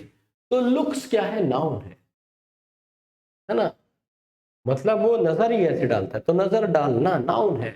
Everybody hates him, everybody pronoun है, हेट्स वर्ब है, हिम प्रोनाउन है, और प्रेपोजिशन है, हिज फिर से प्रोनाउन है ना। लुक्स को जो मॉडिफाई करे, क्योंकि लुक्स नाउन है, तो ये बनेगा एडजेक्टिव, तो ये हो गया adjective, answer is a. Repulsive का मतलब है, रिपल्सिव का मतलब देता हूं हेटफुल, हेटफुल, रिपल्सिव, रिपग्नेंट एक इसके लिए एक और वर्ड होता है, ठीक है। कंजंक्शन से कोई मतलब नहीं है, वर्ब से मतलब नहीं है, प्रोनाउन से मतलब नहीं है, answer is a. Question number 38,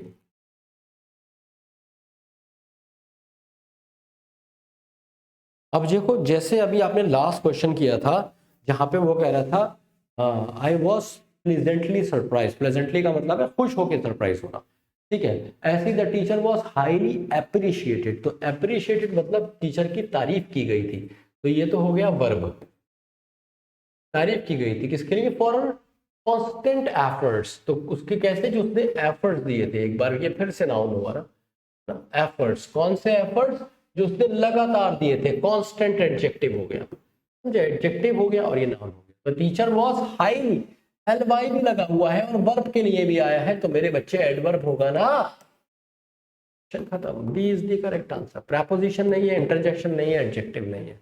confidence बढ़ना चाहिए इस क्लास के बाद, तुम्हारे कमेंट आना चाहिए कि हाँ सर हमें आ गया है समझ और अब फोड़ देंगे ये वाले क्वेश्चन अगर आ गए एग्जाम में तो।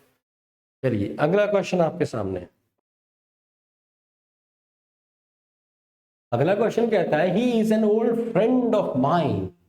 तो एन लगा हुआ है, मतलब ये क्या है, आर्टिकल है, तो इसका मतलब कोई ना कोई नाउन जरूर होगा। ओल्ड या फ्रेंड में से कोई एक नाउन होगा। ओल्ड तो किसी का नाम नहीं होता ना, फ्रेंड होता है। हे फ्रेंड कम हियर, तो फ्रेंड क्या होता है, noun. A is the correct answer. और ओल्ड क्या हो जाएगा, एडजेक्टिव हो जाएगा। दोस्त कैसा है आपका, बूढ़ा है, एडजेक्टिव हो जाएगा। तो ये भी नहीं, ये भी नहीं, ये भी नहीं, answer is a. Next question.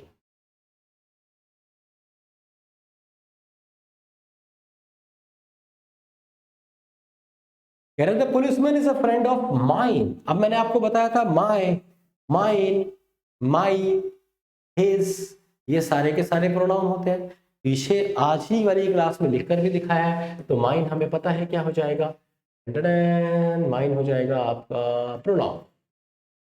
ठीक है, तो ये प्रेपोजिशन नहीं है, प्रेपोजिशन तो ऑफ है, प्रोनाउन नहीं है, हाँ सॉरी प्रोनाउन ही है माइन। नाउन हमारे पास पुलिसमैन है, ठीक है, एडवर्ब हमारे पास इसमें है ही नहीं, आंसर इज बी।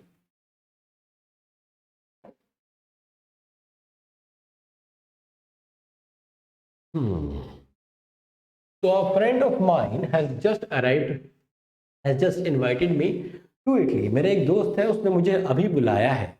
किसे बुलाया, मुझे बुलाया। कहाँ बुलाया, इटली में बुलाया। तो मी टू इटली है ना, ये हो गया प्रोनाउन और ये हो गया नाउन। इनके बीच का रिलेशन बता रहा है कौन, ये टू जो है प्रेपोजिशन। तो क्वेश्चन खत्म, आंसर इज सी। ये कंजंक्शन नहीं है क्योंकि एक नया सेंटेंस वहां से शुरू नहीं हो रहा है इटली से, है ना। तो ये भी इंटरजेक्शन भी नहीं है क्योंकि हुर्रे पुर्रे नहीं है इसमें। और प्रोनाउन ये हो नहीं सकता, प्रोनाउन ऑलरेडी मी वगैरह दे रखा है। Answer is C. Question number 42।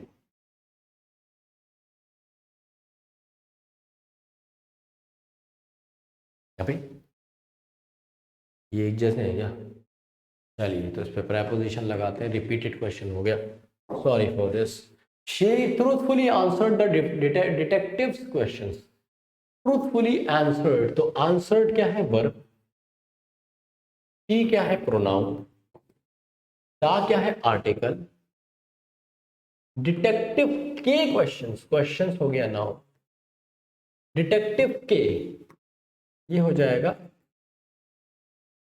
Possessive case. ये आप आगे जानेंगे पॉसेसिव केस क्या है, बस मैंने आपके प्यार में ऐसे लिख दिया।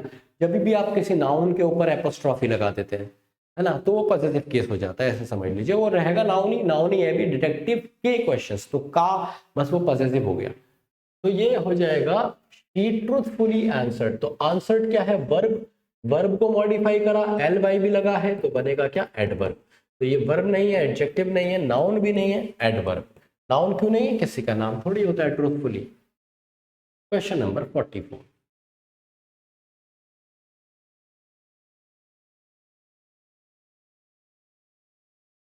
We did not spend the night there. आइए एक एक करके इसके सारे वर्ड्स देखते हैं। हम जानते हैं वी प्रोनाउन है, डिड वर्ब है, नॉट क्योंकि वर्ब को मॉडिफाई करता है तो एडवर्ब है, स्पेंड एक बार फिर से वर्ब हो गया, द आर्टिकल हो गया, we spend the night, night क्या हो गया, नाउन हो गया, है ना, एक टाइम का नाम है।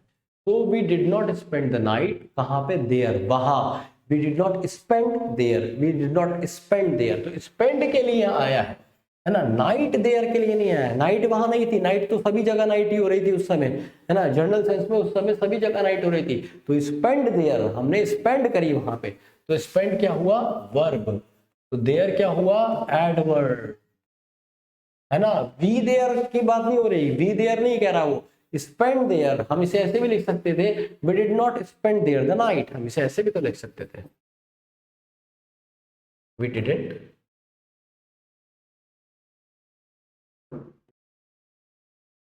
Spend there. यही तो हम कहना चाह रहे हैं, हमने वहां नहीं बिताई क्या, द नाइट, यही तो हम कहना चाह रहे हैं। तो देयर एडवर्ब आ गया क्योंकि स्पेंड वर्ब है, तो देयर क्या आ गया, एडवर्ब आ गया, D is the correct answer. बाकी सारे तंतना के काट डाल। आइए क्वेश्चन नंबर 45, ये भी मैं बताऊंगा क्या, ओ डियर, ये तो तुम अपने आप बता दोगे। Oh dear I don't know what to do about this mess, mess का मतलब होता है भसड़, केओस। तो ओ डियर, ओ प्यारे, एक्सक्लेमेटरी मार्क लगा है, इंटरजेक्शन लगा ले, B is the correct answer. Verb ये है नहीं, है ना, किसी नाउन प्रोनाउन का बोध करा नहीं रही और ना ही किसी एडजेक्टिव या वर्ब को मॉडिफाई कर रही, तो एडवर्ब भी नहीं है, answer is B. Question number 46,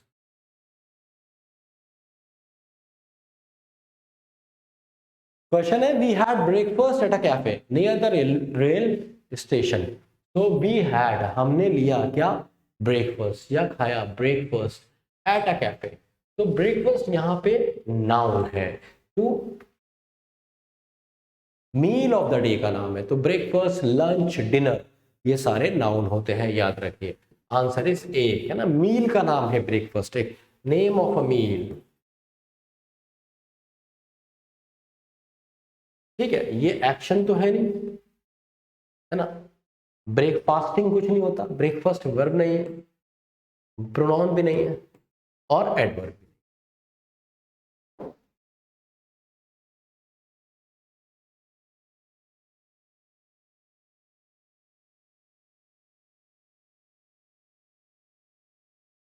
We left for the mountain. अब we left for the mountain just before। अब ऑक्सिलरी कौन सी होती है, जो कभी मेन और कभी हेल्पिंग वर्ब की तरह काम करती है। तो लेफ्ट ऐसा तो है नहीं कि कभी मेन होगा कभी हेल्पिंग होगा, ये तो हमेशा मेन ही होगा।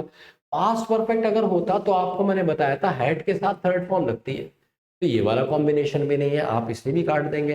अब ये या तो सिर्फ वर्ब है या सिंपल पास्ट है, अब इन दोनों में से ज्यादा क्या है, सिंपल पास्ट ज्यादा है भाई, सिंपल पास्ट ही तो होता है, सब्जेक्ट के साथ सेकंड फॉर्म लगी हुई होती है। मैंने बताया ना, हमेशा सेंटेंस के संदर्भ में लगाएंगे आप, तो सब्जेक्ट के साथ आपने सेकंड फॉर्म का इस्तेमाल किया तो ये पास्ट इंडेफिनिट हुई, तो आप सिंपल पास्ट बोले या पास्ट इंडेफिनिट, एक ही माँ के दो बच्चे हैं, ठीक है, एक जैसी ही बात है, 10th की क्लास में गहराई से जानेंगे। तो वर्ब से कोई मतलब नहीं है यहाँ पे, मतलब वर्ब से मतलब तो है, अगर सिंपल पास्ट नहीं होता तो हम वर्ब लगा देते, but we have a better option, अगर सिंपल पास्ट ऑप्शन नहीं होता वर्ब होता तो हम वर्ब लगा देते, पर सिंपल पास्ट उससे ज्यादा स्पेसिफाई कर रहा है, तो जो ऑप्शन ज्यादा स्पेसिफाई करता है हम उसे ही लगाते हैं। सी इज द करेक्ट आंसर, क्योंकि specifying more. Question number 48, you have to believe in yourself if you expect to be successful at something। कह रहा है you have to believe in yourself, तुम्हें खुद में मानना होगा अगर तुम चाहते हो सक्सेसफुल होना, you have to believe in yourself। तो yourself, himself, ourself ये सारे के सारे क्या होते हैं, प्रोनाउन होते हैं। कहीं दे रखा है इसमें प्रोनाउन, दे रखा है। अब देखो एलिमिनेशन से इसको चेक करते हुए चलेंगे, ये कोई एक्शन नहीं है, ये किसी के मॉडिफाई नहीं कर रहा और ना ही ये एडवर्ब हो सकता है, B answer. Question number 49, 10-10 second में हमने इस क्वेश्चन को किया है। I would prefer to spend, अब देखो मैंने आपको एक बात बताई थी कि वुड क्या होता है, मॉडल होता है। दूसरी बात एक और बताई थी कि कोई भी मॉडल कभी अकेले नहीं आता, अपने साथ हमेशा एक वर्ब लेता है और वो हमेशा फर्स्ट फॉर्म में होती है। बताई थी ना ये बात 8 यूनिवर्सल रूल में, वो बात यही लागू हो गई। वुड के साथ क्योंकि वो एक मॉडल है, कभी अकेले नहीं आ सकता, एक वर्ब हमेशा अपने साथ लेगा, और वो वर्ब यहाँ पे प्रेफर दे रखी है, तो क्वेश्चन खत्म हो गया, आंसर ए हो गया, है ना। प्रोनाउन से कोई मतलब नहीं है, नाउन से कोई मतलब नहीं है, एडवर्ब से कोई मतलब नहीं है, तंतना आ गए तुम, आ जाओ आगे, है ना। सेंटेंस का मीनिंग भी बता देता हूँ, I would prefer to spend, कह रहा है मैं प्रेफर करूंगा क्या, बिताना अपना वीकेंड घर पे, rather than drive all the way to beach resort, इससे अच्छा मैं पूरा ड्राइव करके बीच रिजॉर्ट पे जाऊं, घर पे ही बिता लूंगा, सुस्त आदमी हूं मैं। क्वेश्चन नंबर 50, आंसर बताइए। 10 सेकंड का टाइम एक बार फिर से है आपके पास। You can have peach ice cream और अ ब्राउनी संडे ना, या तो तुम पीच आइसक्रीम खा लो या कोई ब्राउनी संडे, तो ये ऑक्सिलरी वर्ब तो है नहीं और कोई प्रेपोजिशन भी नहीं है ना। तो ये क्या है, ये दो, यहाँ पे ये इस वर्ड को, आइसक्रीम को और ब्राउनी संडे को जोड़ रहा है ना, टू वर्ड्स हैं ये, और जो दो वर्ड्स को ज्वाइन करता है उसे हम कंजंक्शन कहते हैं, इसलिए ये सी कंजंक्शन होगा, एडवर्ब नहीं है, क्योंकि ये किसी वर्ब को मॉडिफाई नहीं कर रहा, क्योंकि ये किसी एडजेक्टिव को मॉडिफाई नहीं कर रहा। ठीक है भाई, तो ये था आज की क्लास। अभी क्लास खत्म नहीं हुई है, अभी मैं आपको वोकैब कराऊंगा, ठीक है, बट आपको मुझे अपना स्कोर जरूर बताना है। स्कोर कि भाई आपका स्कोर कितना आया आउट ऑफ 50। इन 50 क्वेश्चन में से आपका स्कोर कितना आया, ये आपको मुझे बताना जरूरी है। अब मैं आपको दो वर्ड्स करा रहा हूं जो बहुत कॉमनली आपके एग्जाम में जिनके सिनोनिम पूछे जाते हैं। ठीक है, ये दो वर्ड्स ऐसे हैं जिनके सिनोनिम आप याद रखिए बहुत कॉमनली एग्जाम्स में पूछे जाते हैं। जैसे एक वर्ड होता है जो आपको पता होगा, स्टबर्न। स्टबर्न जानते हो कौन होता है? जिद्दी, अड़ियल, मठूस, है ना, जिद्दी, अड़ियल, मठूस, हठी जिसे आप कहते हैं, अपने हिसाब से चलने वाला, ये एक नेगेटिव वर्ड है। तो इसके क्या क्या सिनोनिम हो सकते हैं? जैसे इंट्रांसिजेंट। कॉपी करते रहो, वोकैब रजिस्टर भरते रहो। अगर तुम्हारे पास वोकैब रजिस्टर नहीं है तो जीवन तुम्हारा अधूरा है। जिंदगी में कभी कुछ पा नहीं पाओगे अगर वोकैब रजिस्टर नहीं है तुम्हारे पास। So it is very important to have a vocab register. तो इंट्रांसिजेंट, incorrigible,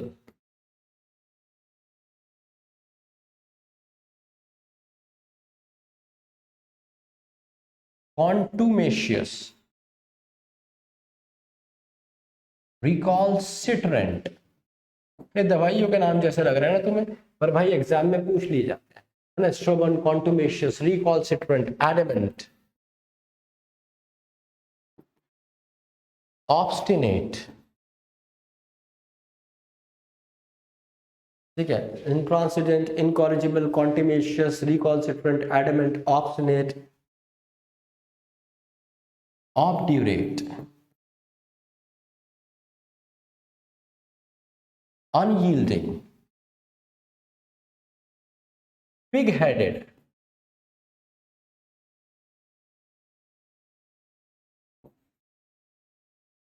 bull-headed,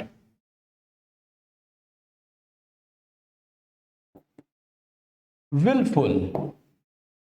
ये सारे के सारे जिद्दी, अड़ियल, मठूस होते हैं, है ना भाई। पिग हैडेड, तुम्हें पता है पिग की जो गर्दन होती है वो ऐसे नहीं घुमा सकता, अगर उसे इधर की तरफ देखना है तो उसे पूरा मुड़ना पड़ता है। समझ रहे हो ना मेरी बात? इसलिए पिग हैडेड यूज करते हैं उस आदमी के लिए जो मतलब बहुत ही ज्यादा हठी हो। ऐसे ही जो अगला वर्ड है वो मैंने आपको बताया, बुल हैडेड, सांड का दिमाग। सांड तुम कितना सेट कर लो, लेकिन जब तक नकेल नहीं खींचोगे और मारोगे नहीं उसे तब तक वो चलता ही नहीं है। तो खेत में उसे चलाने के लिए या तो नकेल खींचना पड़ती है, तो वो कौन है? Bull headed. तो बुल हैडेड ये सारे के सारे, ऑब्स्टिनेट, ऑब्ड्यूरेट, सारे के सारे जिद्दी होते हैं। इंट्रांसिजेंट, इनकॉरिजिबल, कॉरिजिबल का मतलब है जिसको करेक्ट नहीं किया जा सकता हो, है ना। कॉरिजिबल जिसको करेक्ट किया जा सकता हो, इनकॉरिजिबल जिसको करेक्ट नहीं किया जा सकता हो। The same is with contumacious and recalcitrant, ये एकदम अड़ जाता है, एकदम, है ना, पत्थर की तरह अड़ जाता है ना। ऑसिफाइड भी तुमने सुना होगा ना, एकदम पत्थर, ऑसिफाइड एकदम अड़ गया है ना, फर्म हो गया है, अपनी जगह से हिलेगा नहीं। अच्छा भाई, अब ये तो हो गए सारे के सारे नेगेटिव वर्ड्स, ये सारे नेगेटिव वर्ड्स है। अब कोई बच्चा ये भी तो सोच रहा होगा, सर ऐसा भी तो हो सकता है कि कोई ऐसा इंसान हो जिसका दृढ़ संकल्प बहुत अच्छा हो, जो ये कहता हो कि मैंने ठान लिया है मैं गरीबी अपने कम से कम शहर से मिटा दूंगा और मैं मिटा के जाऊं। ठीक है, या फिर कोई ये कहते कि सर इस साल हर हाल में सीडीएस क्रैक होगा, चाहे मेरे बाल उड़ जाएं, चाहे मैं खाना खाऊं या नहीं खाऊं, चाहे मेरा वेट कितना लूज हो जाए, चाहे मैं 1 साल में बूढ़ा हो जाऊं, पर मैं सीडीएस क्रैक करके जाऊंगा। ठीक है, तो ये क्या हो गया? अब इसे आप जिद्दी, अड़ियल, मठूस नहीं कह सकते, ये पॉजिटिव चीज के लिए है। तो इसके लिए आपके पास अलग वर्ड है, ये होता है आपके लिए डिटरमिन्ड, मतलब दृढ़ संकल्प वाला व्यक्ति, DETERMINED, डिटरमिन्ड। tenacious,